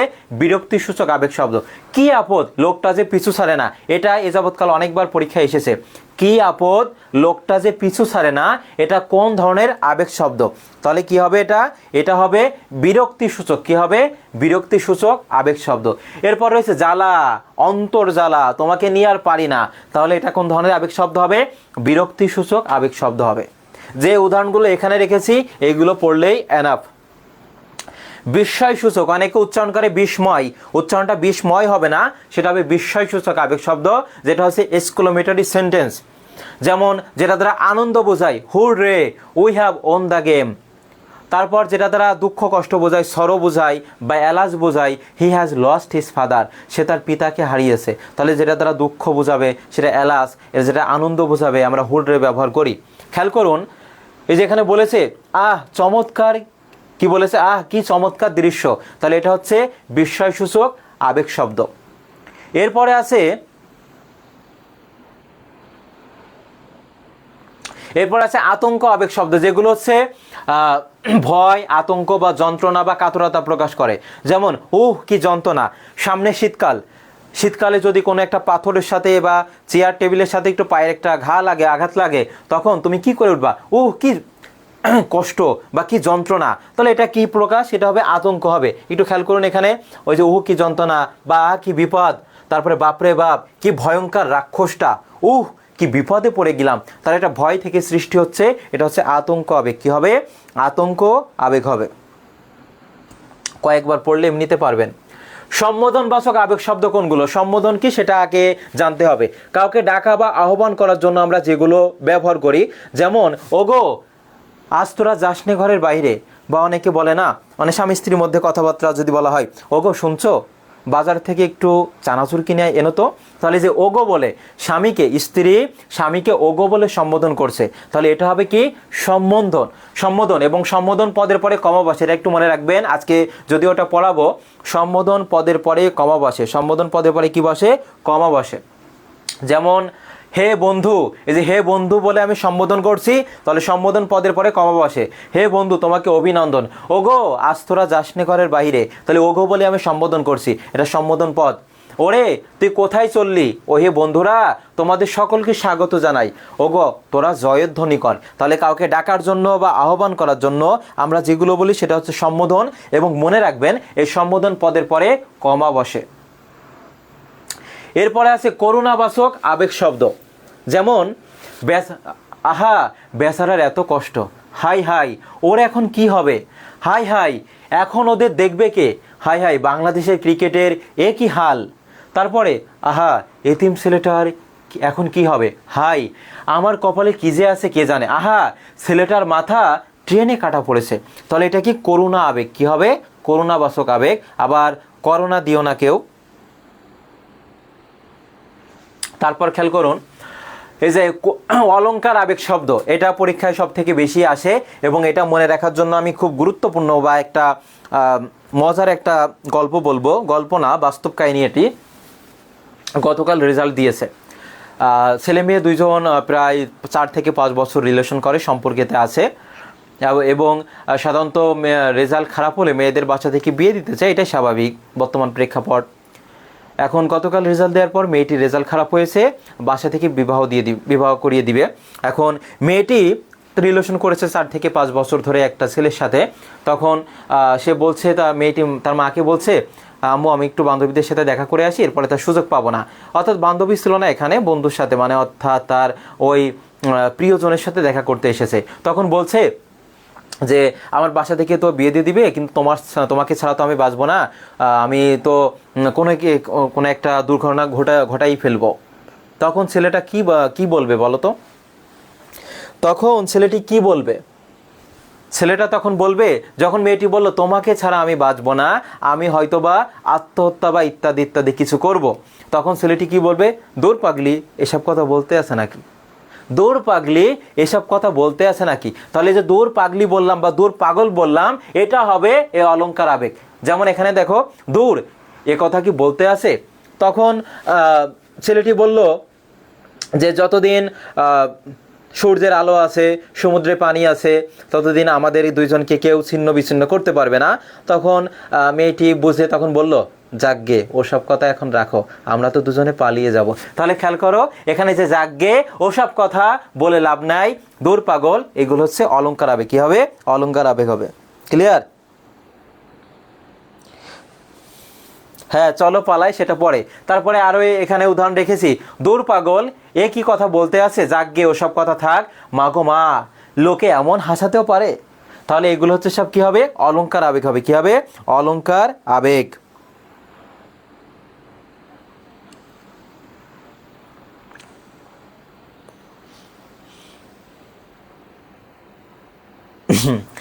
সাধারণত ফেল করলে বিয়ে দিয়ে দেয়, হ্যাঁ এটাই তো। এরপরে অব্যয় পদ, অব্যয় পদ সেটা আবার কি? অব্যয় মানে যার কোনো ব্যয় নাই, এটা একটু কমেন্টে লিখতে হবে প্রত্যেকেরই। যার কোনো ব্যয় নাই সেটা হচ্ছে অব্যয় পদ, যার ব্যয় বা পরিবর্তন হয় না, অর্থাৎ যা অপরিবর্তনীয় শব্দ তাই হচ্ছে অব্যয় পদ। যা হচ্ছে অপরিবর্তনীয় শব্দ, তাই হচ্ছে অব্যয় পদ। এখন প্রশ্ন হতে পারে বাংলা ভাষায় কয় প্রকারের অব্যয় আছে? প্রত্যেকেই কমেন্টে এটা লিখবে, সেটা হচ্ছে অব্যয় পদ। বাংলা ভাষায় অব্যয় পদ কত প্রকার? কি হবে? 3 প্রকার হবে। কয় প্রকার? 3 প্রকার হবে। কি কি আমি একটু বলছি। এই যে বাংলা ভাষায় 3 প্রকার অব্যয় শব্দ রয়েছে। বাংলা অব্যয় শব্দ, তৎসম অব্যয় শব্দ এবং বিদেশি অব্যয় শব্দ। কয় প্রকার? 3 প্রকার। বাংলা, তৎসম আর হচ্ছে বিদেশি। বাংলা, তৎসম আর কি বিদেশি। তাহলে বাংলা অব্যয় কোনগুলো? এগুলো অবশ্যই খাতায় নোট করতে হবে। ও আর আছে, আবার আছে, ও, হ্যাঁ, না, এগুলো কোন ধরনের অব্যয়? বাংলা অব্যয়। প্রশ্ন আসতে পারে, এটা বাক্য দিয়েই তো আসবে। বিদেশি অব্যয়টা বেশি গুরুত্বপূর্ণ, এখানে 7 স্টার দিয়ে রাখবো। এবং বিদেশি অব্যয় মনে রাখার জন্য শর্টকাট টেকনিক দিব, সেটা কি? আব্বাস। প্রত্যেকেই কমেন্টে এটা লিখবেন, আব্বাস মাখু মাখা। আব্বাস মাখু মাখা, এইটার মাধ্যমে আমরা খুব সহজেই বিদেশি অব্যয়গুলো মনে রাখতে পারবো। কি কি? আব্বাস মাখু মাখা, এটার মাধ্যমে আমরা খুব সহজেই বিদেশি অব্যয়গুলো মনে রাখতে পারবো। কি কি? সেটা হচ্ছে আব্বাস মাখু মাখা।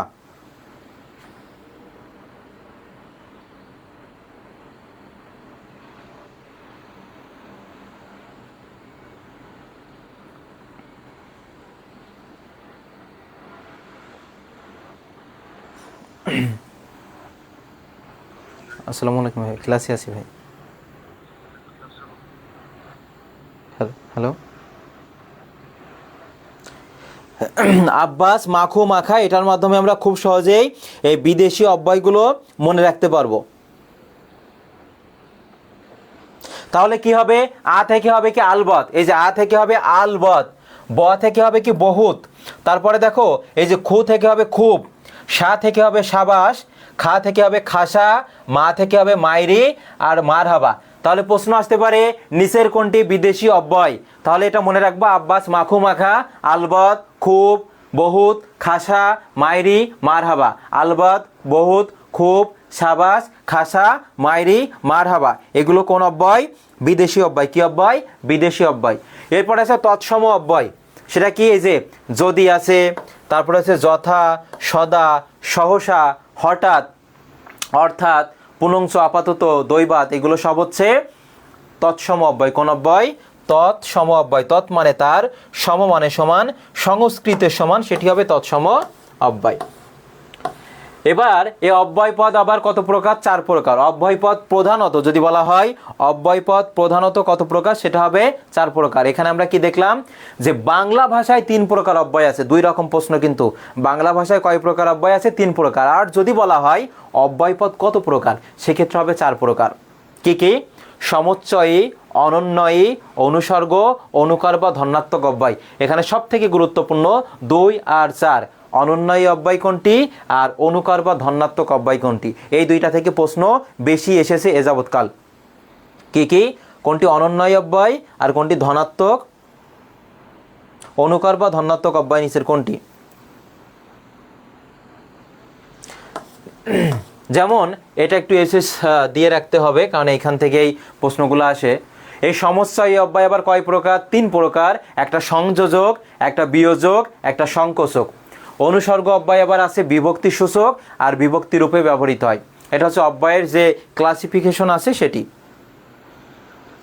এবার আমরা উদাহরণ দেখব, উদাহরণগুলো পরীক্ষায় আসবে। যেমন সমস্যায় অব্যয়, এখানে আছে সংযোজক অব্যয় আছে। যেমন প্রশ্ন আসতে পারে, তিনি সৎ তাই সকলেই তাকে শ্রদ্ধা করে। তিনি সৎ তাই সকলেই তাকে শ্রদ্ধা করে। প্রশ্ন এমন আসতে পারে যে তিনি সৎ তাই সকলেই তাকে শ্রদ্ধা করে, এটা কোন ধরনের অব্যয়? তাহলে কি হবে? এটি হবে সংযোজক অব্যয়। কি হবে? সংযোজক। অর্থাৎ একে এই যে ও অব্যয়টি বাক্যে অবস্থিত 2টি পদের মধ্যে সংযোজন করেছে। যে উচ্চ পদ ও সামাজিক মর্যাদা সকলেই চাই, তাহলে ওটা হচ্ছে কি এখানে? ও তাই, এগুলো হচ্ছে সংযোজক অব্যয়। ও তাই, এই উদাহরণগুলো পরীক্ষায় আসবে, উদাহরণগুলো বারবার পড়তে হবে। যেমন উচ্চ পদ ও সামাজিক মর্যাদা সকলেই চাই, এখানে এই ওটা কোন ধরনের অব্যয়? সেটা কি হবে? সংযোজক অব্যয়। কোন অব্যয়? সংযোজক। এরপরে তিনি সৎ তাই সকলেই তাকে শ্রদ্ধা করে, তাহলে তাইটা হচ্ছে কি এখানে? সংযোজক অব্যয়। এরপর আমরা দেখবো বিয়োজক অব্যয়। বিয়োজক অব্যয়টা পরীক্ষায় বেশি আসে, এখানে আমি 7 স্টার দিয়ে রাখবো। সেটা হচ্ছে হাসেম কিংবা কাশেম এর জন্য দায়ী, মন্ত্রের সাধন কিংবা শরীর পাতন। তাহলে এটা কি হবে, যে হাসেম বা কাশেম কিংবা এর জন্য দায়ী। তাহলে এটা কি, এটাই কিন্তু বোর্ড বইয়ে আছে এই নাম দুইটা, এবং এইগুলো কিন্তু পরীক্ষায় আসে। অর্থাৎ এই যে বা আছে, অথবা, নতুবা, না হয়, নয়তো, এইগুলো হচ্ছে বিয়োজক অব্যয়। কোন অব্যয়? বিয়োজক অব্যয়। আর সংকোচক কি, এই যে এই উদাহরণটা, তিনি বিদ্বান অথচ সৎ ব্যক্তি নন। এই যে অথচ এখানে কি হবে, সংকোচক হবে। অথচ কি হবে, অথচ আছে, কিন্তু আছে, বরং আছে, এগুলো হচ্ছে সংকোচক হবে। প্রশ্ন আসতে পারে তিনি বিদ্বান অথচ সৎ ব্যক্তি নন, এটা কোন ধরনের অব্যয়? কি হবে, সংকোচক অব্যয়। কি হবে, সংকোচক অব্যয়। রাব্বি তুই যেখানে আছিস না কেন অফিসে চলে আয়, ট্রিট দিব তোকে, দ্রুত চলে আয়। এরপর এই যে অনুগামী বা সমচ্চয়ী অব্যয়, অনুগামী বা সমচ্চয়ী অব্যয় কোনগুলো? অনুগামী বা সমচ্চয়ী অব্যয় খুবই খুবই গুরুত্বপূর্ণ, এবং এইখান থেকে কিন্তু প্রশ্ন অনেক এসেছে বিগত বছরে। একটু বড় করে দিয়েছি। অনন্যায়ী অব্যয়, যেগুলো ব্যক্তির মনের ভাব প্রকাশিত হয় যার মাধ্যমে। আচ্ছা, আমি যদি প্রশ্ন করি একজন ব্যক্তি আরেকজন ব্যক্তির সামনে কি কি ভাবে বা কোন কোন ওয়েতে মনের ভাব প্রকাশ করতে পারে, সেটা হাসির মাধ্যমে, কান্নার মাধ্যমে, বিরক্তি প্রকাশের মাধ্যমে, ঘৃণা প্রকাশের মাধ্যমে, লজ্জা প্রকাশের মাধ্যমে, উচ্ছ্বাস প্রকাশের মাধ্যমে মনের ভাবটা প্রকাশ করতে পারে।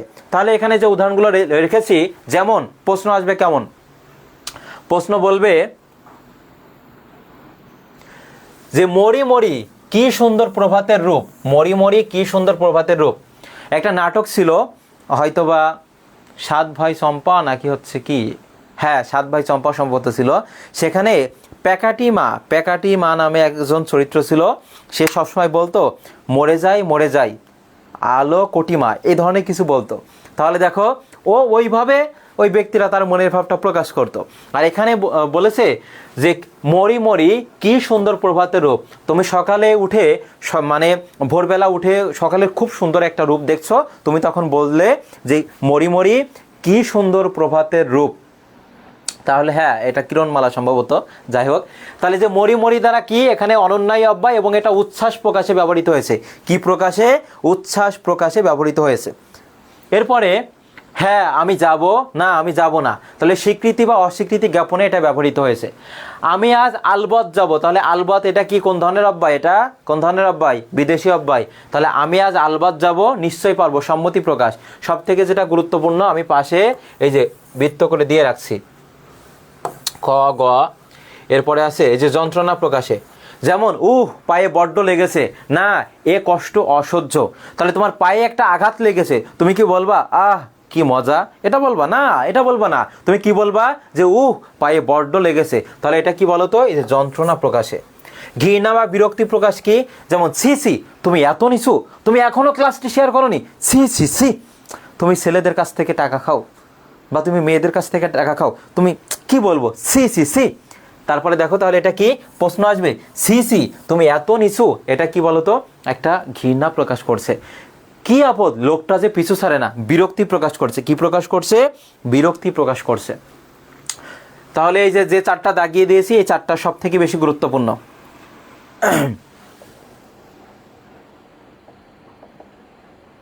তাহলে মরি মরি এটা কি হবে, উচ্ছ্বাস প্রকাশে।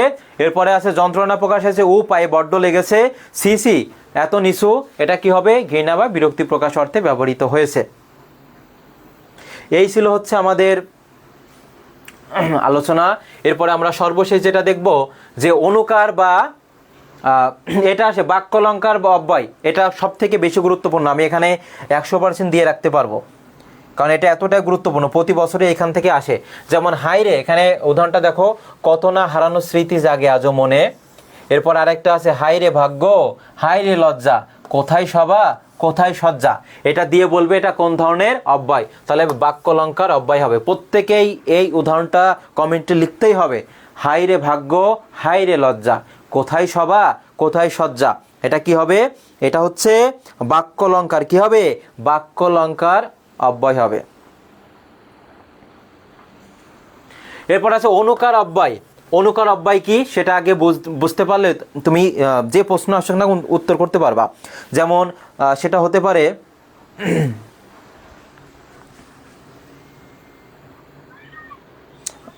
আদাব দাদা আমি ক্লাসে আছি, কালকে ক্লাস রাখেন, আমি কল দিচ্ছি পরে। হ্যাঁ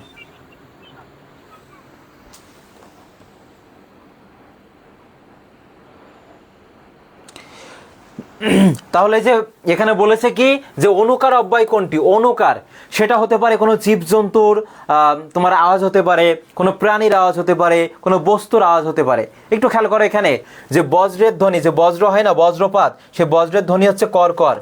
তারপরে হচ্ছে বৃষ্টির তুমুল শব্দ ঝমঝম, স্রোতের ধ্বনি সেটা হচ্ছে কলকল, বাতাসের গতি শনশন, তারপরে শুষ্ক পাতার শব্দ মানে শুকনো পাতার শব্দ মরমর, নুপুরের আওয়াজ এটা বেশি গুরুত্বপূর্ণ রুমঝুম, যেটা গুরুত্বপূর্ণ বেশি পাশে আমি স্টার চিহ্ন দিয়ে রাখছি।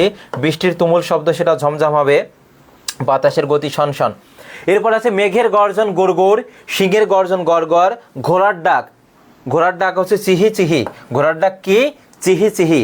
কাকের ডাক হচ্ছে কাকা, কোকিলের রব হচ্ছে কুহু কুহু, চুরির শব্দ হচ্ছে টুংটাং, চুরির শব্দ কি বলতো? টুংটাং। তাহলে সেটা হতে পারে কোনো ব্যক্তির, কোনো প্রাণীর আওয়াজ হতে পারে, কোনো বস্তুর আওয়াজ হতে পারে, যেমন ধান কাটার শব্দ সেটা ঘষা ঘষ হবে, তারপর কুকুরের ডাক সেটা ঘেউ ঘেউ হবে, মানুষ যখন উচ্চস্বরে কান্না করে, ক্লাস শেষে এটা প্র্যাকটিস করবা, মানুষ যখন উচ্চস্বরে কান্না করে তখন সেটা আওয়াজ হয় ভেউ ভেউ। কী হবে বলো তো? ভেউ ভেউ। আমি ঘেউ ঘেউ বলিনি, কি বলেছি?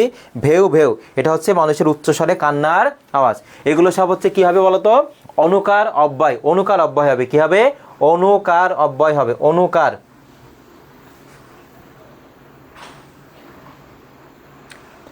এবার এই যে পদ পরিবর্তন, এগুলো তো মুখস্থ করে নিতে হবে। এইখান থেকেও প্রশ্ন আসে, যারা ভার্সিটিতে পরীক্ষা দিবে আর কি, প্রশ্ন কেমন আসতে পারে যে অভ্যাস, এটি হচ্ছে বিশেষ্য পদ, এর বিশেষণ কি হবে? অভ্যস্ত। তারপরে ইচ্ছা, ইচ্ছা হচ্ছে বিশেষ্য, এর বিশেষণ কি হবে? ঐচ্ছিক হবে। চন্দ্র, চন্দ্র হচ্ছে বিশেষ্য পদ, এর বিশেষণ হবে চান্দ্র।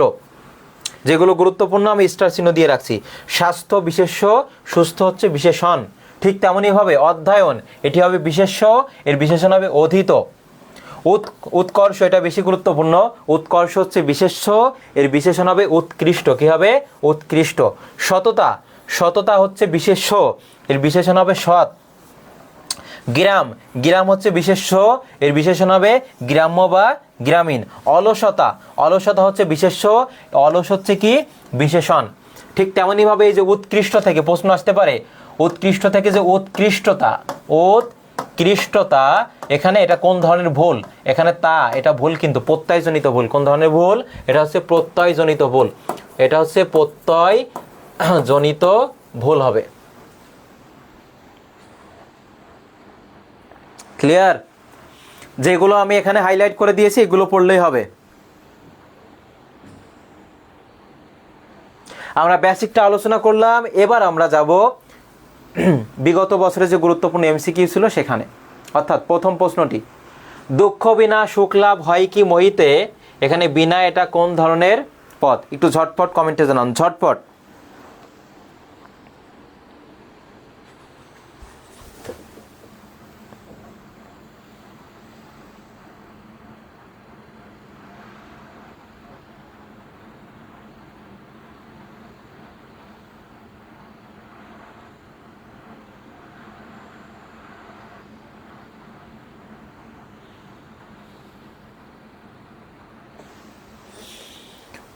দুঃখ বিনা সুখ লাভ হয় কি মোহিতে, বিনা এখানে কোন ধরনের পদ হবে? প্রত্যেকেরই পারার কথা, কারণ আমি বেসিক আলোচনা করে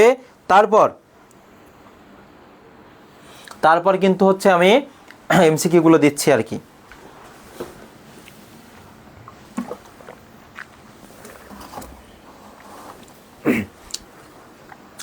এখন পর্যন্ত লাইভে 72 জন আছে, প্রত্যেকে যদি একটা করে কমেন্ট করে তাহলে মানে গুলির বেগে কমেন্টগুলো যাবে। যারা শুয়ে বসে ক্লাসটা করছেন, আসলে পড়াশোনায় এত শুয়ে বসে এত আরাম আয়েসের না এটা। গতকাল রেজাল্ট দেওয়ার পর অনেকেই দেখেছে কতটা, মানে 100 জনের মধ্যে 42 জন ফেল করেছে। এত সহজ চান্স পাওয়া? ভুল যাবে, তোমার উত্তর ভুল যাবে, তারপরে তোমাকে উত্তর করতে হবে, ভুল থেকে শিক্ষা গ্রহণ করতে হবে। এই যে হাতে গোনা কয়েকজন উত্তর করছে, হ্যাঁ সঠিক উত্তর কি হবে? অনুসর্গ হবে। সঠিক উত্তর হবে অনুসর্গ। এই যে বিনা, এখানে সঠিক উত্তর হবে অনুসর্গ। ক। পরের প্রশ্নটি বলেছে আছো তুমি প্রভু জগৎ মাঝারে। এখানে মাঝারে এটা অনুসর্গ, এখানে কোনো সন্দেহ নাই, কিন্তু এখানে কোন অর্থে ব্যবহৃত হয়েছে সেটা বলতে হবে। মাঝারে এটা কোন অর্থে ব্যবহৃত হয়েছে, একটু ঝটপট।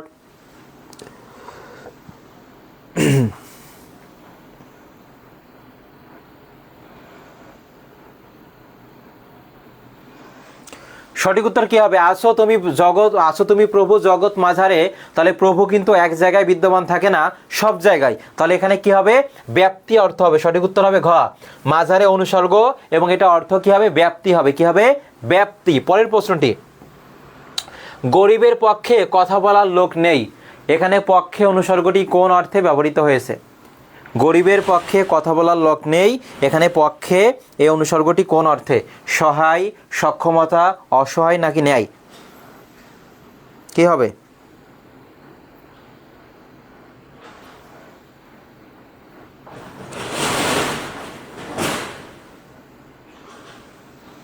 আমি উত্তর করে দিচ্ছি, একটু মিলিয়ে নিবে সবাই। যে গরিবের পক্ষে কথা বলার লোক নেই, এখানে পক্ষে অনুসর্গ, এবং এই অর্থে কোন অর্থে ব্যবহার করা হয়েছে? সহায় অর্থে। সহায় অর্থে।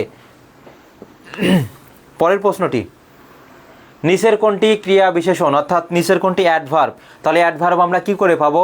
কখন, কিভাবে, কোথায়, কেমনভাবে, এগুলো দিয়ে যদি আমরা ক্রিয়ার কাছে প্রশ্ন করি, যদি উত্তর পাই, তখন হচ্ছে আমরা ক্রিয়া বিশেষণ পাবো। তাহলে আমরা অপশনগুলো একটু যাচাই করি। বড় বড় আছে না, এটা ক্রিয়া বিশেষণ হবে না। হালকা নীল, ঈর্ষণীয়, আর একটা হচ্ছে ধীরে ধীরে। আমি যদি বলি ধীরে ধীরে বায়ু বয়, বায়ু বয়, এটা একটা কাজ করা বোঝাচ্ছে। তাহলে বায়ুটা কেমন বসছে? বয়ে যাচ্ছে কেমন? ধীরে ধীরে। তাহলে কেমনভাবে, কখন, কোথায়, কিভাবে, এগুলো দিয়ে প্রশ্ন করে যদি উত্তর পাওয়া যায়, তখন সেটা কি হবে? ক্রিয়া বিশেষণ হবে। অর্থাৎ তোমাদের কমেন্ট আসছে না কেন এখানে? তাহলে সঠিক উত্তর কি হবে? সঠিক উত্তর হবে ধীরে ধীরে। ধীরে ধীরে এটা হচ্ছে কি? ক্রিয়া বিশেষণ। পরের প্রশ্নটি, রাতে ভাতের বদলে রুটি খাবেন। এখানে বদলে শব্দটির পরিচয় কোনটি? রাতে ভাতের বদলে রুটি খাবেন, এখানে বদলে এর পরিচয়টা কি হবে? সেটা কি অনুসর্গ, অব্যয় নাকি বিশেষণ হবে?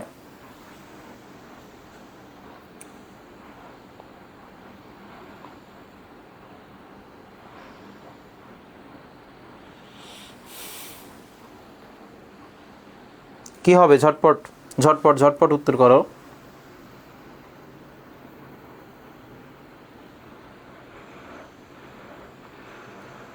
তাহলে যে বদলে কি হবে? বদলে হতে পারে, পানে হতে পারে, তারপরে দিকে হতে পারে, বনাম হতে পারে, এগুলো হচ্ছে অনুসর্গ। এগুলো কি? অনুসর্গ। তাহলে সঠিক উত্তর হবে এখানে পাশের, সঠিক উত্তর হবে ক, অনুসর্গ হবে। পরের প্রশ্নটি, তিনি হো হো করে হেসে উঠলেন। এখানে হো হো শব্দটির ব্যাকরণিক শ্রেণী কোনটি? এর ভিতর থেকে প্রশ্ন কমন পড়বে। তাহলে তিনি হো হো করে হেসে উঠলেন, এখানে হো হো কোন পদ সেটা বলতে হবে।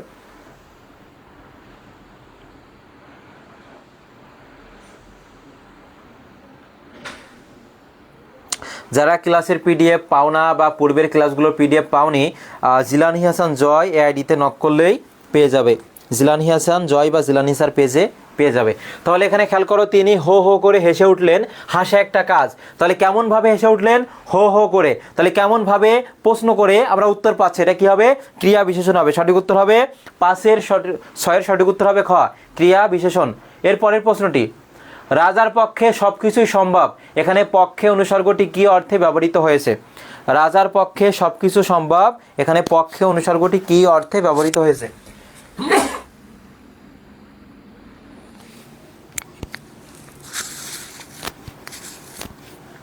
তাহলে সঠিক উত্তর কি হবে? রাজার পক্ষে সব কিছু সম্ভব, এখানে পক্ষে অনুসর্গটি কোন অর্থে ব্যবহৃত হয়েছে? তাহলে সঠিক উত্তর কি হবে? সক্ষমতা। রাজার সক্ষমতাকে বোঝাচ্ছে এখানে। 7-এর ক। পরের প্রশ্নটি, ফার্সি অনুসর্গ নিচের কোনটি? ফার্সি অনুসর্গ নিচের কোনটি? সংস্কৃত অনুসর্গ আছে, ফার্সি অনুসর্গ আছে। সাধারণত আমরা জানি সংস্কৃত অনুসর্গ চেনার উপায়, সংস্কৃত শব্দ চেনার উপায় কি? যুক্ত বর্ণ থাকতে পারে,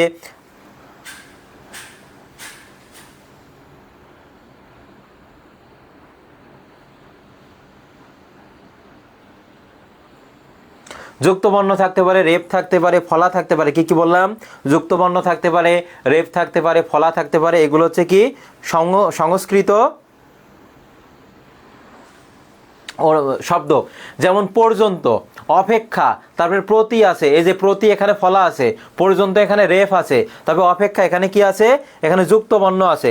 এগুলো সব কি হবে? এগুলো সব হচ্ছে সংস্কৃত শব্দ হবে এবং সেখান থেকে সংস্কৃত কিন্তু অনুসর্গ। ঠিক তেমনইভাবে এখানে বলেছে ফার্সি অনুসর্গ কোনটি?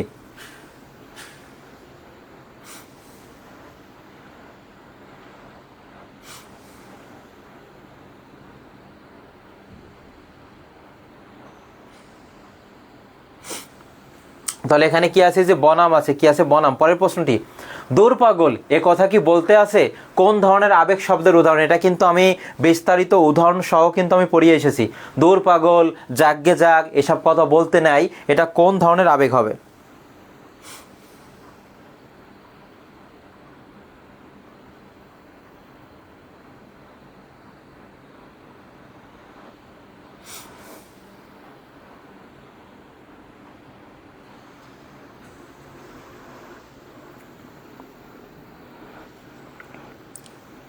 হ্যাঁ, ধন্যবাদ অথয় ইসলাম, অসংখ্য ধন্যবাদ তোমাকে। সঠিক উত্তর হবে গ, আলংকারিক আবেগ হবে। কি হবে? আলংকারিক আবেগ। দূর পাগল, জাগগে জাগ, এসব কথা বলতে নাই, এগুলো হচ্ছে আলংকারিক আবেগ হবে। সঠিক উত্তর হবে গ। পরের প্রশ্নটি, শরীরের প্রতি লক্ষ্য রেখো বাক্যে প্রতির ব্যাকরণিক নাম কি? শরীরের প্রতি লক্ষ্য রেখো, এখানে প্রতি এর ব্যাকরণিক নাম কি?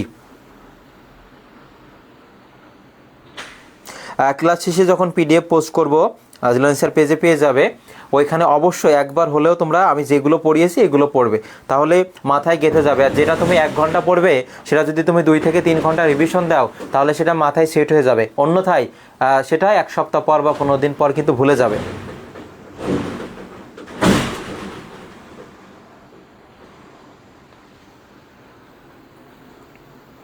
তাহলে এখানে সঠিক উত্তর কি হবে? শরীরের প্রতি লক্ষ্য রেখো, এই বাক্যে প্রতির ব্যাকরণিক নাম হচ্ছে এখানে অনুসর্গ হবে। কি হবে? অনুসর্গ। সঠিক উত্তর হবে 10-এর ঘ। পরের প্রশ্নটি, বাংলায় সাধারণ পদক্রম কোনটি? এটা কিন্তু নার্সিং ভর্তি পরীক্ষায় অনেকবার এসেছে। আমি যদি একটা উদাহরণ দিই, যেমন যদি বলা হয় আমি ভাত খাই, আমি ভাত খাই, এখানে সিকোয়েন্সটা কি? তাহলে এখানে একটু খেয়াল করলে বুঝতে পারবে, প্রথমে কে? কর্তা। প্রথমে কে থাকে? কর্তা। আমি ভাত খাই, এখানে কর্তা। আর ভাত কি খায়, তাহলে এটা কি? এটা হচ্ছে কর্ম। এটা কি? কর্ম। আর খায় এটা হচ্ছে কাজ, তাহলে এটা হবে কি? ক্রিয়া। তাহলে এই বাংলা বাক্যের সিকোয়েন্সটা কি? প্রথমে বসে কর্তা, এরপর হচ্ছে কর্ম, তারপর হচ্ছে কি? ক্রিয়া। কিন্তু ইংরেজিতে কিন্তু সিকোয়েন্সটা এমন না। তাহলে কোন অপশনে দেখো তো এটা আছে? এমডি খোরশেদ আলম, তোমার কমেন্ট এসেছে। আমি সাধারণত ক্লাসে কমেন্টগুলো পড়ি না, খুবই কম পড়ি। ওই 30 সেকেন্ড বা 1 মিনিট মধ্যে যে কমেন্টগুলো পড়লাম সেই সময়টুকু আমি মানে পড়াতে পারি, আগাতে পারি, এই জন্য আমি কমেন্ট খুবই কম পড়ি। এটা নিয়ে তোমরা মন খারাপ করিও না।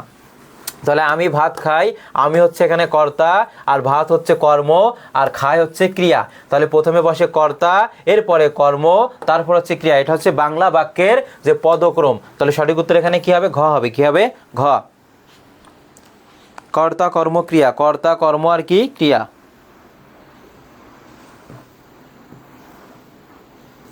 তারপর, যত গর্জে তত বর্ষে না বাক্যে যত তত অব্যয়ের ব্যবহার কোন অর্থে? এটা অনেক বইয়ে ভুলভাল উত্তর দেওয়া রয়েছে, আমি সঠিক উত্তর বলে দিব, তোমরা নিজেরা একটু চেষ্টা করো যে কি হতে পারে। যত গর্জে তত বর্ষে না,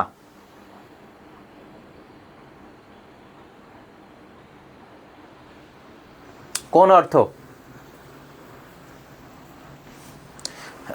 যত গর্জে তত বর্ষে না, এটা কোন অর্থ দিচ্ছে?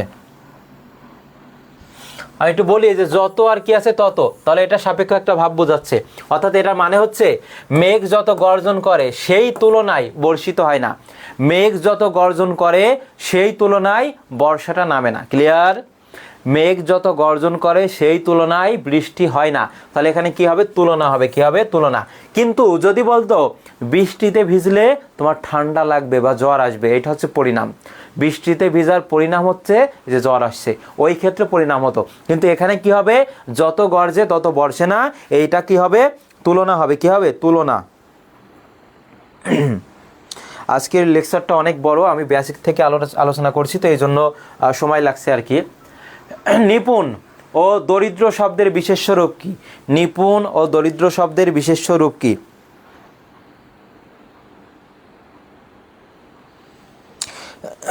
অনেকে কমেন্ট করছো, মন্ডল কমেন্ট করেছো, পূজা দাস আছে,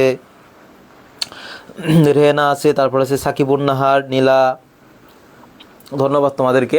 তাহলে দেখো, নিপুণ, এটা গুরুত্বপূর্ণ প্রশ্ন। নিপুণ ও দরিদ্র শব্দের বিশেষ্য রূপ হচ্ছে নৈপুণ্য ও কি দারিদ্র্য। নৈপুণ্য ও দারিদ্র্য। সি, নৈপুণ্য কি হবে? দারিদ্র্য হবে।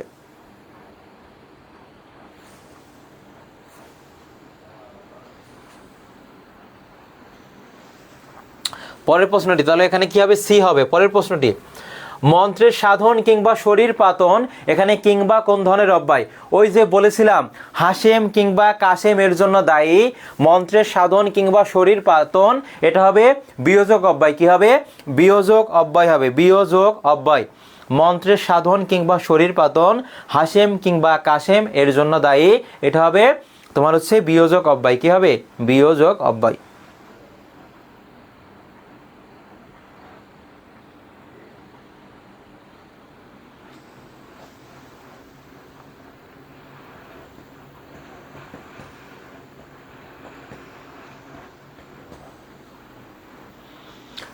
তাহলে 14 সঠিক উত্তর। এখানে কি অনেকের খ উত্তর করেছে, ধন্যবাদ। পরের প্রশ্নটি, এখানে কেউ নেই বাক্যটিতে কেউ শব্দটি কোন ধরনের সর্বনাম?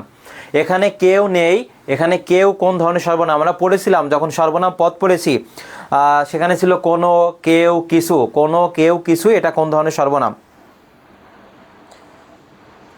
কোনো, কেউ, কিছু। যেমন চলো কোথাও ঘুরে আসি, চলো কোথাও ঘুরে আসি, কোথাও যাব, কোন জায়গায় ঘুরতে যাব, সেটা কিন্তু আমি নির্দিষ্ট করে বলিনি। তারপরে যদি বলা হয় কেউ কেউ এই ঘটনাটা জেনে গেছে, তাহলে কেউ কেউ এই ঘটনাটা জেনে গেছে, কে কে জেনেছে, এটা কিন্তু নির্দিষ্টভাবে বলা হয়নি। তাহলে এটা কি আছে? অনির্দিষ্ট আছে। সেজন্য এটা কি হবে? এই যে কেউ নেই বাক্যটিতে কেউ শব্দটি কোন ধরনের সর্বনাম? সঠিক উত্তর হবে ঘ, অনির্দিষ্ট সর্বনাম। ধন্যবাদ, অনেকে উত্তর করেছে সঠিক উত্তর। 15, এই যে একজন অসমাপ্ত গল্প, তোমার অসমাপ্ত, এটা ঠিক করে নাও, সমাপ্ত করে নাও। এখানে দেখো নির্দেশক কেন করছো তুমি? নির্দেশক যখন নির্দিষ্ট করে বোঝাবে, যেমন 26শে মার্চ, এই ছেলে, সেই ছেলে, নির্দিষ্ট করে বোঝায় সেক্ষেত্রে। আর এখানে অনির্দিষ্ট হবে। নিচের কোনটি সঠিক আবেগ শব্দ? সঠিক আবেগ শব্দ নিচের কোনটি? আমি কিন্তু আবেগ শব্দ বিস্তারিত পড়িয়ে এসেছি। এবার এমসিকিউ দিচ্ছি, একটু চেষ্টা করো তো কি হবে। আমি তো উত্তর বলেই দিব।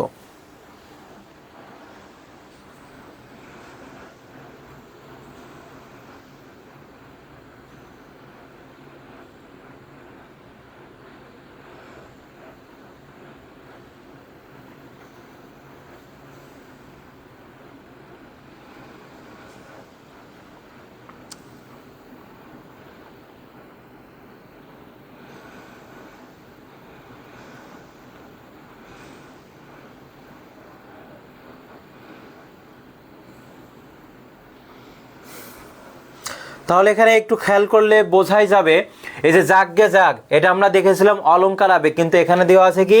বিস্ময় আবেগ, যেটা ভুল। যেখানে এটা কি আছে? ভুল আছে, এটা ভুল আছে। এরপর দেখবো এটা অলংকার আবেগ না, এটা অলংকার আবেগ না। আরে এটা কি হবে? করুণা আবেগ। আমরা দেখেছি হাই হাই, ছেলেটির এখন কি হবে, সেটা করুণা আবেগ, কিন্তু এটাও ভুল আছে, এটাও ভুল, কিন্তু এটা ঠিক আছে। দেখো বেশ, সিদ্ধান্ত আবেগ। ওই যে আমরা পড়লাম না, বেশ তবে যাওয়াই যাক। এটা সিদ্ধান্ত নেওয়ার পর একটা মতামত, সবাই আলোচনা করছো, মতামত, তারপর সিদ্ধান্ত উপনীত হয়েছো। অর্থাৎ বেশ হচ্ছে এখানে কি হবে? সিদ্ধান্ত আবেগ হবে। কি হবে? সিদ্ধান্ত আবেগ।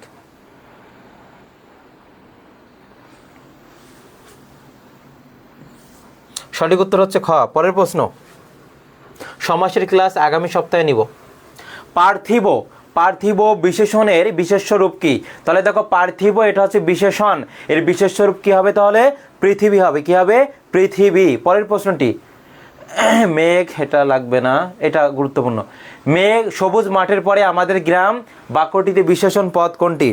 সবুজ মাঠের পর আমাদের গ্রাম, এখানে বিশেষণ পদ নিচের কোনটি?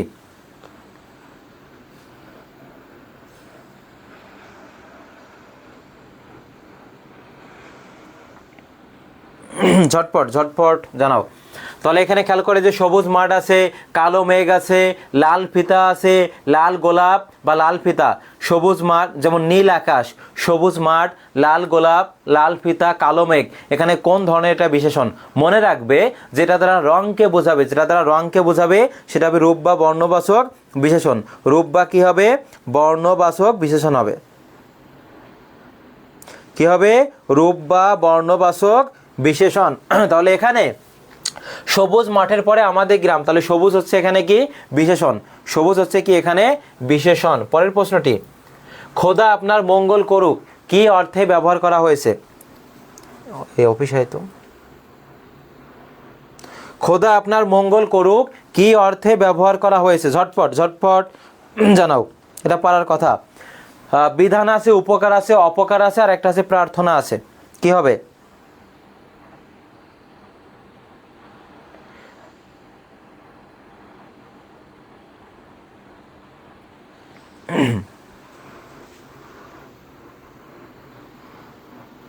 তাহলে সঠিক উত্তর এখানে কি হবে? এই যে খোদা আপনার মঙ্গল করুক কি অর্থে? এটা প্রার্থনা অর্থে। কোন অর্থে? প্রার্থনা হবে। সঠিক উত্তর হবে ঘ, প্রার্থনা। পরের প্রশ্নটি, সোনার তরী, বিষের বাঁশি, নকশি কাঁথার মাঠ, এগুলো কোন শ্রেণীর বিশেষ্য?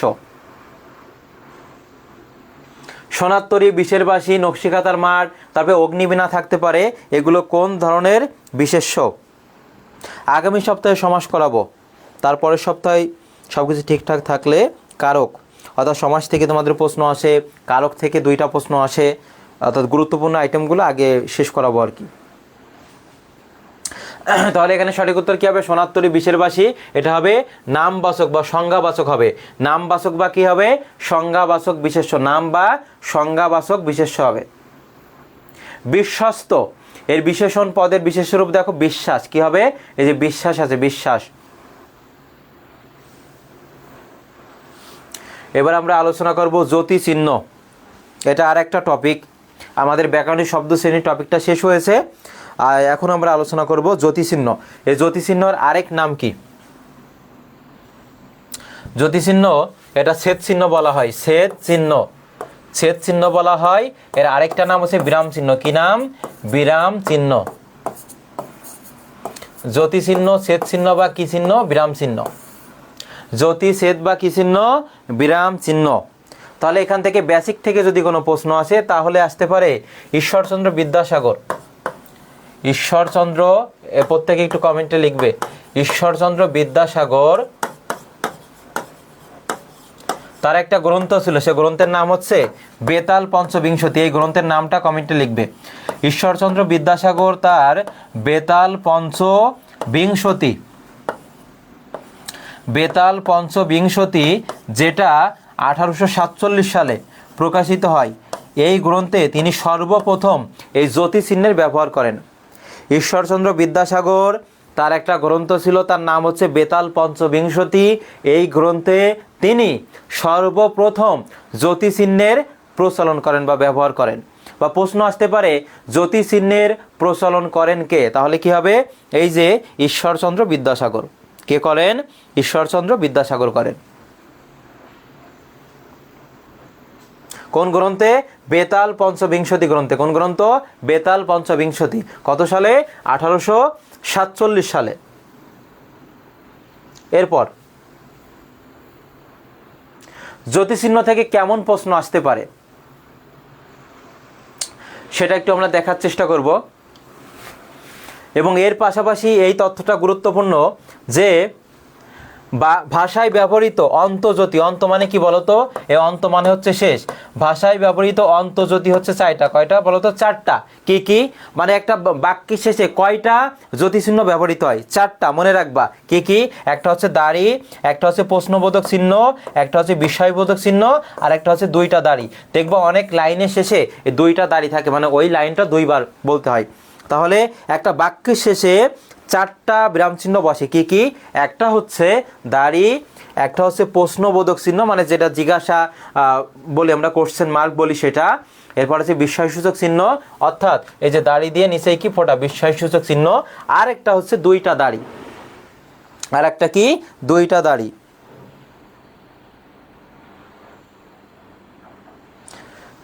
তাহলে ভাষার জ্যোতিচিহ্ন কয়টা? এবং এই যে বাংলায় জ্যোতিচিহ্নের প্রবর্তক, এটা পরীক্ষায় আসতে পারে, সেটা হবে ঈশ্বরচন্দ্র বিদ্যাসাগর। তিনি হচ্ছে বাংলায় জ্যোতিচিহ্নের প্রবর্তক। এবং কোন গ্রন্থ? বেতাল পঞ্চবিংশতি, এই গ্রন্থ। এবার এটা একটু এসএস দিয়ে রাখতে পারো। এখান থেকে তোমাদের বেসিক থেকে যদি কোনো প্রশ্ন আসে তাহলে এটা থাকতে পারে। বলবে নিচের কোনটি সেমিকোলন, বা এই যে কমার আরেক নাম হচ্ছে পাদচ্ছেদ, খুবই গুরুত্বপূর্ণ। সেমিকোলনের আরেক নাম হচ্ছে অর্ধচ্ছেদ, দাড়ির আরেক নাম হচ্ছে পূর্ণচ্ছেদ। এই 3টা পরীক্ষায় আসে। কি কি? কমার আরেক নাম হচ্ছে পাদচ্ছেদ, এরপর সেমিকোলনের আরেক নাম হচ্ছে অর্ধচ্ছেদ, আর দাড়ির আরেক নাম হচ্ছে পূর্ণচ্ছেদ। এবং এর আকৃতিগুলো অবশ্যই অবশ্যই এগুলো কিন্তু মনে রাখবে, বিশেষ করে সেমিকোলনটা। সেমিকোলনটা হচ্ছে কি? এখানে প্রথমে হচ্ছে ফোঁটা, তারপর হচ্ছে কি বলতো? কমা। এরপর হচ্ছে আছে কি? কোলন। কোলনটা দিয়েছে 2টা ফোঁটা, কোলন। এবারে বিস্ময় চিহ্ন, এটা দাড়ি দিয়ে কি? দাড়ি দিয়ে নিচেই কি যে ফোঁটা, এটা কি হবে? বিস্ময়সূচক চিহ্ন।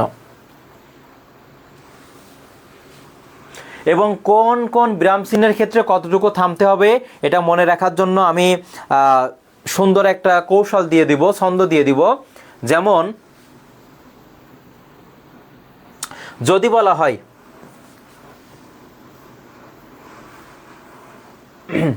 আচ্ছা, এটা আমরা আগে দেখে নিই, তারপর হচ্ছে আমি ছন্দটা দিব। যে ছন্দটা আয়ত্ত করলে বা আয়ত্তে রাখতে পারলে যেখান থেকে প্রশ্ন আসুক না কেন খুব সহজে উত্তর করতে পারবে। শুরুতেই বাংলা একাডেমি প্রমিত বাংলা ভাষার ব্যাকরণ, মানে 2য় খণ্ড অনুসারে জ্যোতিচিহ্ন কতটি? 16টি। অনেকে এখানে কনফিউজড হয়ে যাও, সেজন্য আমি একসাথে রেখেছি যাতে আর ভুল না হয়। বাংলা ভাষার ব্যাকরণ, যেটা 9ম 10ম শ্রেণী অর্থাৎ পুরাতন বোর্ড বই অনুসারে জ্যোতিচিহ্ন কতটি? 12টি। যেইভাবে আসুক না কেন সেইভাবে উত্তর দিয়ে দিবে। এরপর বাংলা ভাষার ব্যাকরণ নির্মিতি, অর্থাৎ 9ম 10ম শ্রেণীর যে নতুন বোর্ড বই সর্বশেষ, সেটা হচ্ছে 13টি, সে অনুসারে। এরপর বাংলা ভাষায় জ্যোতিচিহ্নের ব্যবহার শুরু হয় 1847 সালে। এই ব্যবহারটা প্রথমে কে করেন? ঈশ্বরচন্দ্র বিদ্যাসাগর করেন। কোথায় করেন? বেতাল পঞ্চবিংশতি এই গ্রন্থে করেন। তাহলে 1847 সালে বেতাল পঞ্চবিংশতি এই গ্রন্থে সর্বপ্রথম ঈশ্বরচন্দ্র বিদ্যাসাগর জ্যোতিচিহ্নের প্রচলন করেন। এখন এইখান থেকে আমাদের প্রশ্ন কেমন আসবে সেটা, যদি বেসিক থেকে আসে, এত সময় যেটুকু আলোচনা করলাম এর ভিতর থেকে আসবে। এরপর যদি বলা হয় 1 সেকেন্ড থামবো কোন বিরাম চিহ্নের ক্ষেত্রে, কোন কোন বিরাম চিহ্নের ক্ষেত্রে থামারই দরকার নাই, তারপর হচ্ছে 1 বলার দ্বিগুণ সময় কোন বিরাম চিহ্নের ক্ষেত্রে থামতে হয়, সেটা আমি এখন আলোচনা করব।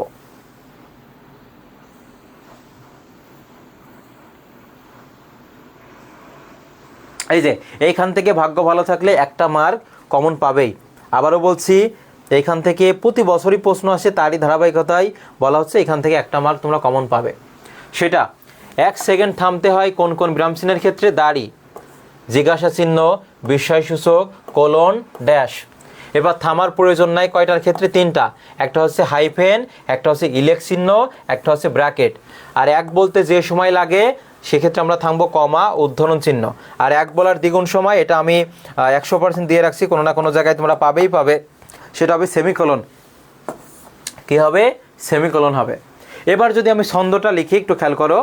যদি বলা হয় কোন কোন বিরাম চিহ্নের ক্ষেত্রে থামার দরকার নাই, সেটা তোমরা প্রত্যেকে লিখবা হাই ব্রো। হাই ব্রো, থামার দরকার নেই। হাই ব্রো, থামার দরকার নেই। এটার মাধ্যমে আমরা খুব সহজেই মনে রাখবো কোন কোন বিরাম চিহ্নের ক্ষেত্রে আমাদের থামতে হবে না। কি লিখেছি? হাই ব্রো, থামার দরকার নাই। মনে রাখবা এ হা থেকে হবে হাইফেন। কি হবে? হাইফেন। রস্যই থেকে হবে ইলেক চিহ্ন, রস্যই থেকে কি হবে ইলেক চিহ্ন হবে, ইলেক চিহ্ন। আর বোরো থেকে হবে ব্র্যাকেট, বোরো থেকে কি হবে ব্র্যাকেট, অর্থাৎ প্রথম বন্ধনী দ্বিতীয় বন্ধনী তৃতীয় বন্ধনী, ওইটাকে বলা হয় তোমার হচ্ছে ব্র্যাকেট। তাহলে এই তিনটার ক্ষেত্রে আমাদের থামার দরকার নাই। কি কি? হাই ব্রো থামার দরকার নেই, হাই ব্রো থামার দরকার নেই, হাইফেন ইলেক চিহ্ন আর একটা কি ব্র্যাকেট। ক্লিয়ার? প্রত্যেকেই লেখো হাই ব্রো থামার দরকার নেই।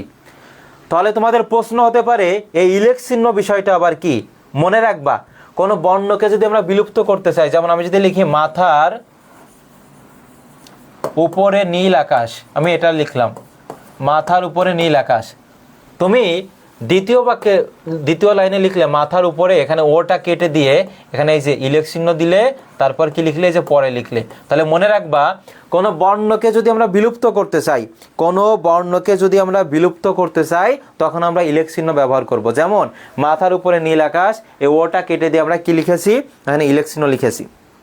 তাহলে তিনটা বিরাম চিহ্নের ক্ষেত্রে আমাদের থামার দরকার নেই। কি কি? হাই ব্রো মানে হাইফেন ইলেক চিহ্ন ব্র্যাকেট। ইলেক চিহ্ন কেন ব্যবহার করা হয়? কোনো বর্ণকে বিলুপ্ত করতে। বইয়ে সুন্দরভাবে আমি সাজিয়ে দিয়েছি লেকচার বইয়ে, সেখান থেকে এই কোন কোন বিরাম চিহ্নের বৈশিষ্ট্য কি সেটা একটু পড়ে নিবে। তাহলে হাই ব্রো থামার দরকার নেই, এটার মাধ্যমে আমরা কোন কোন বিরাম চিহ্নের থামার প্রয়োজন নেই সেটা জানলাম। এবার আমরা শিখব কোলন ড্যাশে 1 সেকেন্ড দাঁড়াবি, এটা লিখবে কোলন ড্যাশে 1 সেকেন্ড দাঁড়াবি, কোলন ড্যাশে 1 সেকেন্ড দাঁড়াবি, দাঁড়াবি। এটার মাধ্যমে আমরা খুব সহজেই কোন কোন বিরাম চিহ্নের ক্ষেত্রে 1 সেকেন্ড দাঁড়াতে হয় সেটা আমরা আয়ত্ত করতে পারবো। কি কি? একটা হচ্ছে কোলন, এই যে কোলন একটা বিরাম চিহ্ন গেল, ড্যাশ একটা বিরাম চিহ্ন গেল, তাহলে কয়টা গেল খেয়াল করো, কোলন একটা ড্যাশ একটা, দুইটা গেছে। এবার কোলন আর ড্যাশ এই দুইটা মিলে একটা, অর্থাৎ তিনটা গেছে, তিনটা বিরাম চিহ্ন। এরপর দা থেকে হবে কি দাড়ি, দা থেকে হবে দাড়ি হবে, চন্দ্রবিন্দু দিও। বি থেকে কি হবে বিস্ময় সূচক চিহ্ন, কি হবে বিস্ময় সূচক চিহ্ন। আর এখানে কি আছে প্রশ্নবোধক, কি আছে প্রশ্নবোধক চিহ্ন, প্রশ্নবোধক চিহ্ন। অর্থাৎ এই 6টা বিরাম চিহ্নের ক্ষেত্রে আমরা কত সেকেন্ড দাঁড়াবো? এই 6টা বিরাম চিহ্নের ক্ষেত্রে আমরা 1 সেকেন্ড দাঁড়াবো। কত সেকেন্ড? 1 সেকেন্ড দাঁড়াবো। ক্লিয়ার? তাহলে লেখো আজ বাংলা ক্লাসের পিডিএফ জিলানি স্যার পেজে পোস্ট করে দিব, সবাই দেখে নিবা। কোলন ড্যাশে 1 সেকেন্ড দাঁড়াবি, কোলন ড্যাশে 1 সেকেন্ড দাঁড়াবি। অর্থাৎ কোলন, এই যে কোলন একটা ড্যাশ একটা, কোলন ড্যাশ দুইটা মিলে একটা। এরপরে দেখো দা থেকে হচ্ছে তোমার হচ্ছে দাড়ি, বি থেকে হবে বিস্ময়সূচক চিহ্ন, আর শেষে দেখো দিয়েছি জিজ্ঞাসা চিহ্ন অর্থাৎ কোশ্চেন মার্ক, প্রশ্নবোধক চিহ্ন। এই 6টা বিরাম চিহ্নের ক্ষেত্রে আমরা কত সেকেন্ড দাঁড়াবো? 1 সেকেন্ড দাঁড়াবো। কত সেকেন্ড? 1 সেকেন্ড দাঁড়াবো। তাহলে যদি প্রশ্ন আসে কোলনের ক্ষেত্রে আমরা কত সেকেন্ড দাঁড়াবো, বা প্রশ্নটা এমনও আসতে পারে 1 সেকেন্ড বিরতিকাল কোন কোন বিরাম চিহ্নের ক্ষেত্রে, কোন বিরাম চিহ্নের ক্ষেত্রে 1 সেকেন্ড থামবো, তাহলে কি হবে কোলন ড্যাশে 1 সেকেন্ড দাঁড়াবি, কোলন ড্যাশে 1 সেকেন্ড দাঁড়াবি। এই শর্টকাটের টেকনিকগুলো অবশ্যই খাতায় নোট করে রাখবা।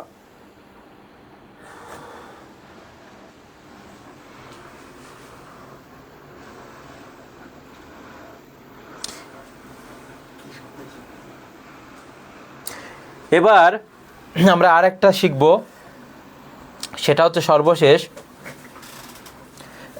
এক বলার সময় ক্ষমা করে উদ্ধার করুন। এটা লিখবে বা মনে রাখবে, এক বলার সময় ক্ষমা করে উদ্ধার করুন, ক্ষমা করে উদ্ধার করুন, সেমিকোলনের সময় দ্বিগুণ। এক বলার সময় ক্ষমা করে উদ্ধার করুন, সেমিকোলনের সময় দ্বিগুণ, সেমিকোলনের সময় দ্বিগুণ। এটার মাধ্যমে আমরা খুব সহজেই আরও 3টা বিরাম চিহ্নের বিরতিকাল আমরা জানতে পারবো। সেটা কি কি খেয়াল করো, এক বলার সময় ক্ষমা করে উদ্ধার করুন, সেমিকোলনের সময় দ্বিগুণ। এইগুলোর মাধ্যমে আমরা আরও 3টা বিরাম চিহ্নের বিরতিকাল জানতে পারবো। কি কি খেয়াল করো, এই ক্ষমা থেকে হবে কমা, ক্ষমা থেকে কি হবে কমা। তাহলে কমার ক্ষেত্রে আমরা কত সময় থামবো? এক বলতে যতটুকু সময় লাগে ততটুকু সময়। উদ্ধার থেকে কি হবে? উদ্ধরণ চিহ্ন। উদ্ধার থেকে কি হবে? উদ্ধরণ চিহ্ন হবে। উদ্ধরণ চিহ্ন হবে। আর সব থেকে বেশি যেটা প্রশ্ন পরীক্ষা আসে, সেমিকোলনের সময় কতটুকু থামবো? এক বলার দ্বিগুণ সময়। বা প্রশ্নটা এমনও আসতে পারে, কমা অপেক্ষা বেশি বিরতির প্রয়োজন হলে সেটা কি হবে? সেমিকোলন হবে। কমা অপেক্ষা বেশি বিরতির প্রয়োজন হয় সেমিকোলনে। কমা অপেক্ষা বেশি বিরতির প্রয়োজন হয় সেমিকোলনে। কমা অপেক্ষা বেশি বিরতির প্রয়োজন, সেটা কি হবে? সেমিকোলন। এক বলার সময় ক্ষমা করে উদ্ধার করুন, সেমিকোলনের সময় দ্বিগুণ। অর্থাৎ এক বলতে আমরা যে এক বলছি, এই এক বলতে যতটুকু সময় লাগে সেই ক্ষেত্রে আমরা থামবো কমার ক্ষেত্রে আর উদ্ধরণ চিহ্নর ক্ষেত্রে। আর এক বলার দ্বিগুণ সময় সেটা হবে সেমিকোলন। সেটা কি হবে? এই সেমিকোলনটা পরীক্ষায় বেশি আসে, যে সেমিকোলনের সময় আমাদের কতটুকু থামতে হবে, সেটা কি হবে? এক বলার দ্বিগুণ সময়। কি হবে? এক বলার দ্বিগুণ সময়।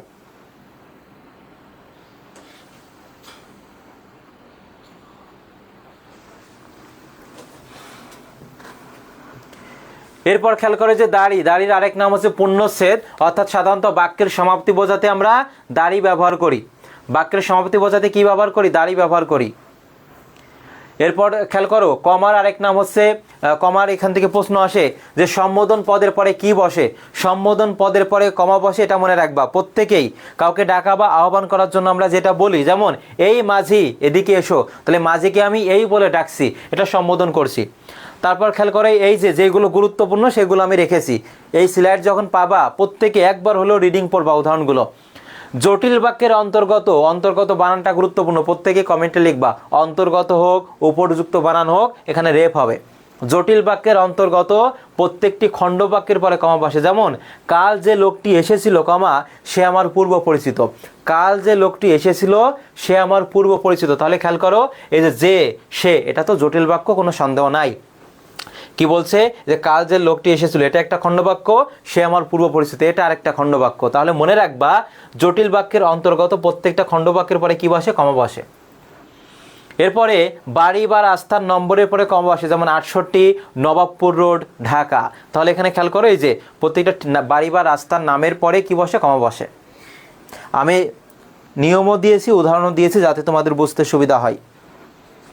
সেমিকোলন, খেয়াল করো, দুটি বাক্যের মাঝে নিকট সম্পর্ক থাকলে সেই দুটি বাক্যের মাঝে কি বসে? সেমিকোলন। যেমন আকাশে প্রচণ্ড মেঘ, বৃষ্টি হবে। তাহলে মেঘ আর বৃষ্টির মধ্যে কি? নিকট একটা সম্পর্ক আছে। মেঘ আর বৃষ্টির মধ্যে কি আছে? একটা নিকট সম্পর্ক আছে। তাহলে মনে রাখবে, যদি দুটি বাক্যের মাঝে নিকট সম্পর্ক বোঝায়, কি বোঝায়? নিকট সম্পর্ক, সেখানে কি বসবে? যে সেমিকোলন বসবে। এবং সেমিকোলনের যে সিম্বলটা আছে সেটা অবশ্যই মনে রাখবে।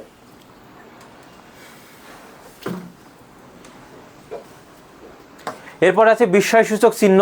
সাধারণত বিস্ময় অনেকে উচ্চারণ করে বিস্ময়, ময় হবে না, বিস্ময় হবে। বিস্ময়, দুঃখ, আনন্দ ইত্যাদি প্রকাশের জন্য বিস্ময় চিহ্ন ব্যবহৃত হয়। যেমন মানে কি? সে আবার চাকরি করবে না, তার গানের কণ্ঠ কি দারুণ। তারপরে দেখো, আহা কি চমৎকার দৃশ্য। তাহলে যে আহা, এরপরে কি দেখো কোন চিহ্ন বসিয়েছ? বিস্ময়সূচক চিহ্ন। এগুলো সহজ পারবা। বাক্যের মধ্যকার একাধিক পদকে যদি সংযুক্ত করতে হয় তাহলে হাইফেন ব্যবহৃত হয়। এর থেকে বেশি গুরুত্বপূর্ণ যেটা পরীক্ষায় আসে, সমাসবদ্ধ পদগুলোকে পৃথকভাবে যদি আমরা ব্যবহার করতে চাই বা লিখতে চাই, তখন সেখানে কি বসবে? হাইফেন বসবে। সাউন্ড ঠিক নাই,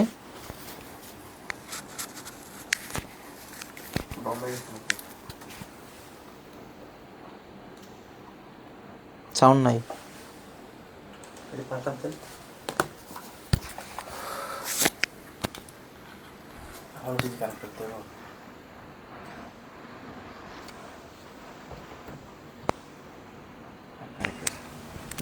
হ্যালো, এবার ঠিক আছে? একটু জানাও তো এবার ঠিক আছে কিনা, ভয়েস একটু জানিয়ে দাও।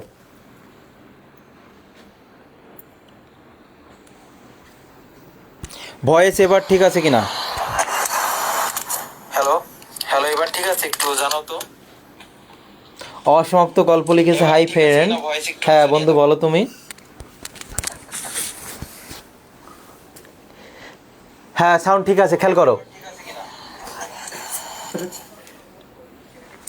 এই যে সমাসবদ্ধ পদগুলোকে পৃথক করতে হাইফেন ব্যবহার করা হয়। যেমন এ আমাদের শ্রদ্ধা অভিনন্দন, তাহলে শ্রদ্ধা অভিনন্দন আমাদের প্রীতি উপহার, তাহলে প্রীতি উপহার এর মাঝে দেখো কি ব্যবহার করেছো, এখানে হাইফেন ব্যবহার করেছো। তারপরে বলা হয় মা বাবা, মা ও বাবা, এটা কিন্তু সমাসবদ্ধ পদ। এই সমাসবদ্ধ পদগুলোকে যে মা বাবা আলাদা আলাদা যদি তুমি লিখতে চাও তাহলে মাঝে তুমি কি ব্যবহার করবে, হাইফেন ব্যবহার করবে। কি ব্যবহার করবে, হাইফেন। আর বাকি যে উদাহরণগুলো আছে সেগুলো পারবা তোমরা। এবার একটু নিজেরা এমসিকিউ উত্তর করো। কোন বিরাম চিহ্নে বিরাম নিতে হয় না, মানে থামতে হয় না? আমি প্রত্যেকটা কিন্তু আলাদা আলাদাভাবে সহজ টেকনিকের মাধ্যমে শিখিয়ে এসেছি। এবার বলো কোন বিরাম চিহ্নে বিরাম নিতে হয় না, মানে থামতে হয় না? কি কি হবে একটু ঝটপট জানাও, আমি তো বলেই দিব, তোমরা একটু জানাও।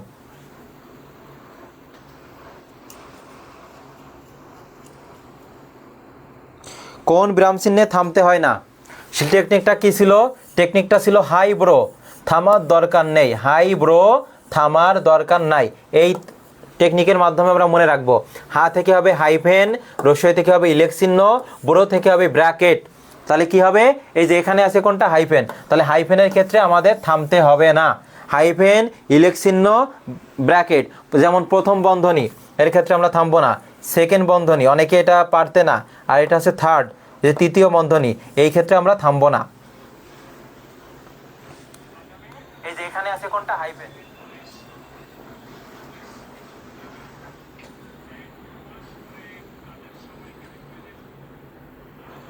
এই যে প্রথমে তোমাদের বেসিকটা পড়ানো হয়েছে, এরপর হচ্ছে তোমাদের এমসিকিউ দিচ্ছি, তোমরা উত্তর করতে পারছো, এটা খুবই একটা পজিটিভ দিক। এবং এইগুলোর থেকে কিন্তু পরীক্ষায় তোমরা কমন পাবা, হুবুও কমন পাবা। 2 নম্বর প্রশ্ন, বাংলা ভাষায় নিজস্ব বিরাম চিহ্ন কোনটি? বাংলা ভাষায় নিজস্ব বিরাম চিহ্ন নিচের কোনটি, জানাও।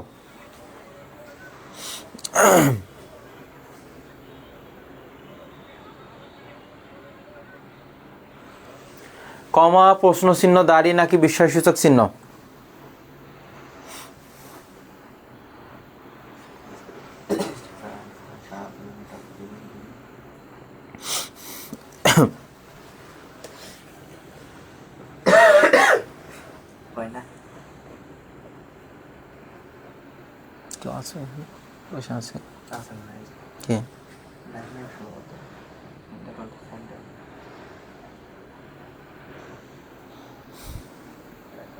উত্তর করো, আমি তো বলেই দিব। এই যে সুহাসিনী আয়াত, ধন্যবাদ তোমাকে। 2 বলেছো, ডি সি বলেছো। তাহলে দেখো বাংলা ভাষার নিজস্ব বিরাম চিহ্ন নিচের কোনটি? সেক্ষেত্রে কি হবে, দাড়ি হবে। কি হবে, দাড়ি। পরের প্রশ্নটি, সমাসবদ্ধ পদের অংশগুলো বিচ্ছিন্নভাবে দেখানোর জন্য কোন চিহ্ন ব্যবহার করা হয়? এটা খুবই খুবই গুরুত্বপূর্ণ, আসতে পারে পরীক্ষায়। সমাসবদ্ধ পদের অংশগুলো যদি আমরা পৃথকভাবে বিচ্ছিন্নভাবে দেখাতে চাই তাহলে আমরা কোন চিহ্ন ব্যবহার করব?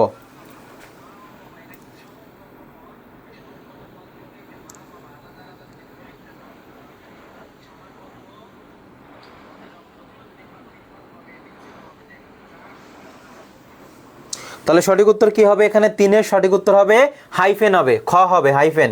সমাসবদ্ধ, যেমন আমি এখানে উদাহরণ যদি একটা দিই আরো ক্লিয়ারলি বুঝতে পারবে, মা বাবা, তাহলে দেখো সমাসবদ্ধ পদ, এর মাঝে দেখো হাইফেন বসিয়েছো, তাহলে এটা কি হবে, হাইফেন হবে।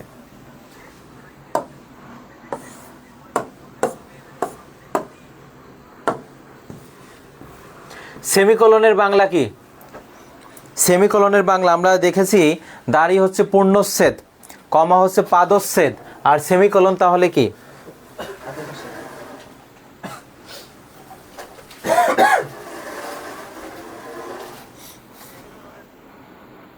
আমাদের আর কয়েকটি প্রশ্ন আছে, একটু ঝটপট উত্তর করো। তাহলে অর্ধচ্ছেদ, পূর্ণচ্ছেদ, পূর্ণচ্ছেদ তো দাঁড়িয়ে ক্ষেত্রে হবে, আর আংশিক ছেদ বা বাক্যচ্ছেদ এটা হবেই না।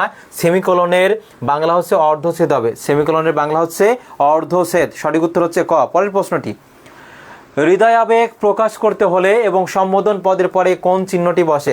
2টা প্রশ্ন, এখানে একটু মানে কিছুটা সমস্যা আছে প্রশ্নটিতে, খেয়াল করো। সম্বোধন পদের পরে বসে কমা, আর হৃদয় আবেগ, হৃদয়ের যে আবেগ আছে সেটা দুঃখ হতে পারে, আনন্দ হতে পারে, বেদনা হতে পারে, সেটা প্রকাশ করতে আমরা ব্যবহার করি বিস্ময়সূচক চিহ্ন। তাহলে সঠিক উত্তর এখানে কি হবে? এই প্রথম অংশের জন্য সঠিক উত্তর হবে ক নম্বর। আর সম্বোধন পদের পরে কি বসে? কমা বসে। সম্বোধন পদের পরে কি বসে? কমা বসে। কোন লেখক প্রথম গদ্যে জ্যোতিচিহ্নের যথাযথ ব্যবহার করেন? খুবই গুরুত্বপূর্ণ এবং এটা পরীক্ষায় আসতে পারে।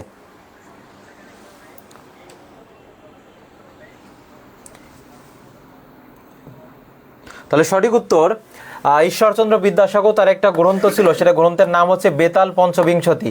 বেতাল পঞ্চবিংশতি, এই গ্রন্থে তিনি সর্বপ্রথম, এবং যেটা 1847 সালে প্রকাশিত হয়, এই গ্রন্থে তিনি সর্বপ্রথম জ্যোতিচিহ্নের প্রচলন করেন এবং তাকে জ্যোতিচিহ্নের কি বলা হয় বলতো? প্রবর্তক বলা হয়। কাকে? ঈশ্বরচন্দ্র বিদ্যাসাগরকে। তাহলে সঠিক উত্তর কি হবে? খ নম্বর, ঈশ্বরচন্দ্র বিদ্যাসাগর হবে। তিনি এই যে দাড়ি, কমা, সেমিকোলন, এইগুলো তার এই বেতাল পঞ্চবিংশতি এই গ্রন্থে সর্বপ্রথম ব্যবহার করেন।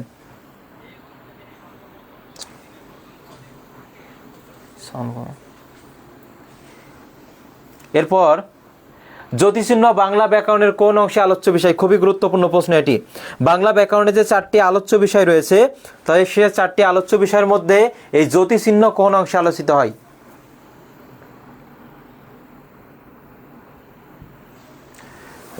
জ্যোতিচিহ্ন বাংলা ব্যাকরণের কোন অংশে আলোচিত বিষয় হবে? ধ্বনিতত্ত্ব না, ধ্বনি ও সন্ধি, নত্যবিধান, সত্যবিধান, সেটা ধ্বনিতত্ত্বের আলোচ্য বিষয়। তারপর বাক্যতত্ত্ব আছে, অর্থতত্ত্ব। যদি বলা হতো বাগধারা, বাগধারা কোন অংশের আলোচ্য বিষয়, তাহলে সেটা কি হতো বলতো? অর্থতত্ত্ব। কারণ বাগধারা অর্থ নিয়ে কাজ করে। বাগধারা কি নিয়ে কাজ করে?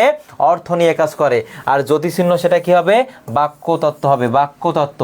এই বাক্যতত্ত্বের আরেক নাম হচ্ছে পদক্রম। বাক্যতত্ত্বের আরেক নাম কি? পদক্রম, যার ইংরেজি নাম হচ্ছে সিনট্যাক্স। যার ইংরেজি নাম কি বলতো? সিনট্যাক্স হবে। কি হবে? সিনট্যাক্স। ক্লিয়ার?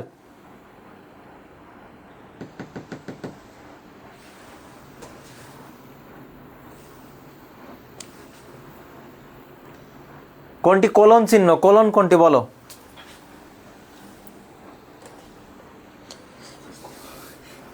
কোলন কোনটি বলো?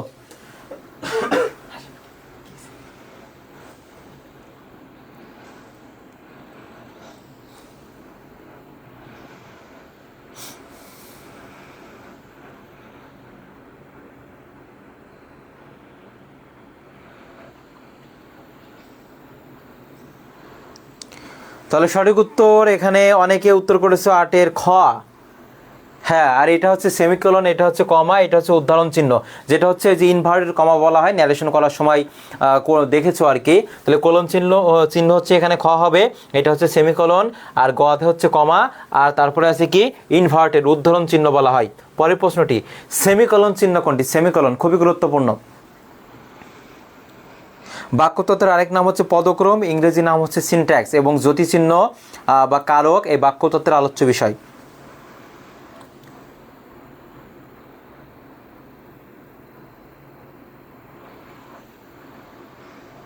তাহলে সঠিক উত্তর এখানে কি হবে? সেমিকোলন হচ্ছে ক নম্বর, এটা হচ্ছে কোলন, এটা হচ্ছে কমা, ঘ নম্বর হচ্ছে ড্যাশ। তাহলে সঠিক উত্তর হচ্ছে সেমিকোলন, ক নম্বর হবে, ক।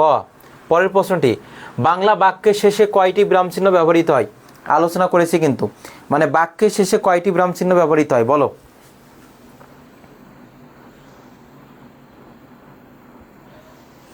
একটা হচ্ছে কি দাড়ি, একটা হচ্ছে কি প্রশ্নবোধক চিহ্ন, একটা হচ্ছে বিস্ময়সূচক চিহ্ন, আর একটা হচ্ছে কি ডাবল দাড়ি।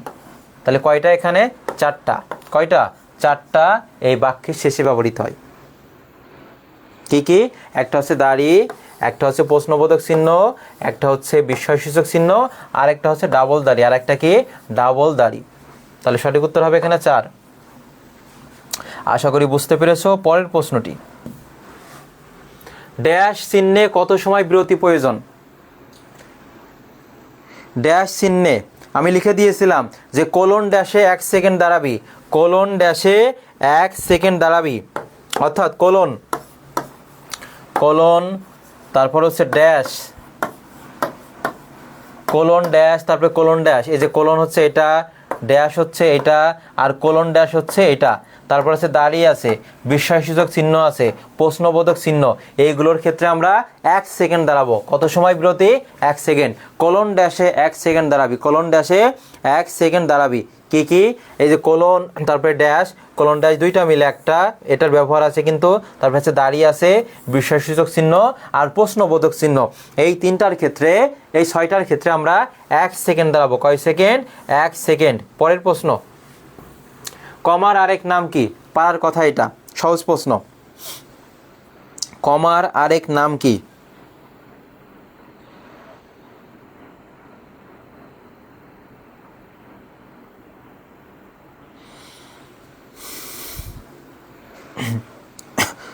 কমার আরেক নাম, তাহলে আমরা জেনেছি আগেই যে দাড়ির আগে আরেক নাম হচ্ছে পূর্ণচ্ছেদ, কমা হচ্ছে কি হবে? পাদচ্ছেদ হবে, পাদচ্ছেদ। আর সেমিকোলন হচ্ছে অর্ধচ্ছেদ হবে। তাহলে 12 সঠিক উত্তর হবে খ, পাদচ্ছেদ হবে খ। 12 সঠিক উত্তর হবে খ, হবে খ। সম্বোধন পদে কোন জ্যোতিচিহ্ন বসে?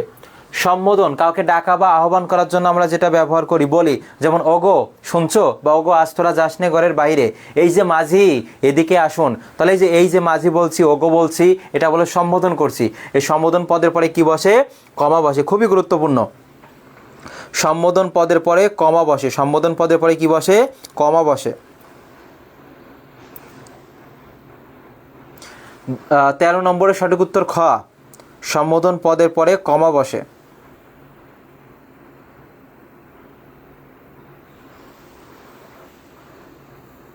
তারপর সেমিকোলনের বিরতিকাল কত? সেমিকোলনের বিরতিকাল কত? খুবই গুরুত্বপূর্ণ এই প্রশ্নটি। জানাও যে সেমিকোলনের বিরতিকাল, এটা আসতে পারে পরীক্ষায়। সেমিকোলনের বিরতিকাল আমি লিখে দিয়েছিলাম, 1 বলার সময় ক্ষমা করে উদ্ধার করুন, সেমিকোলনের সময় দ্বিগুণ।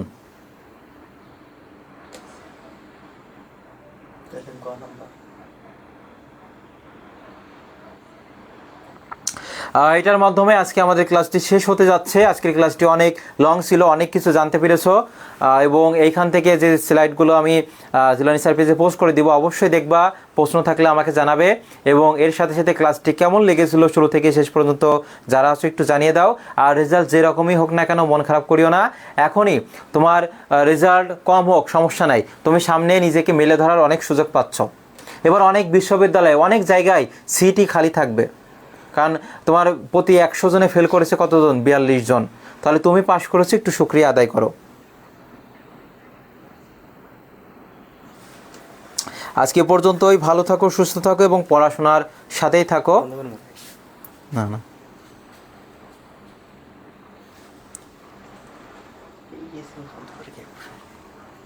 ফ্যান এনে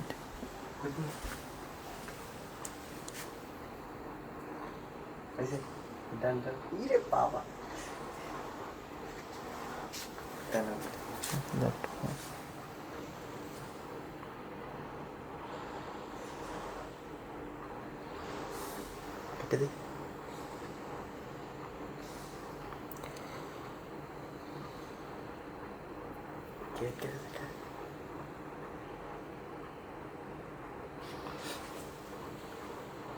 তুমি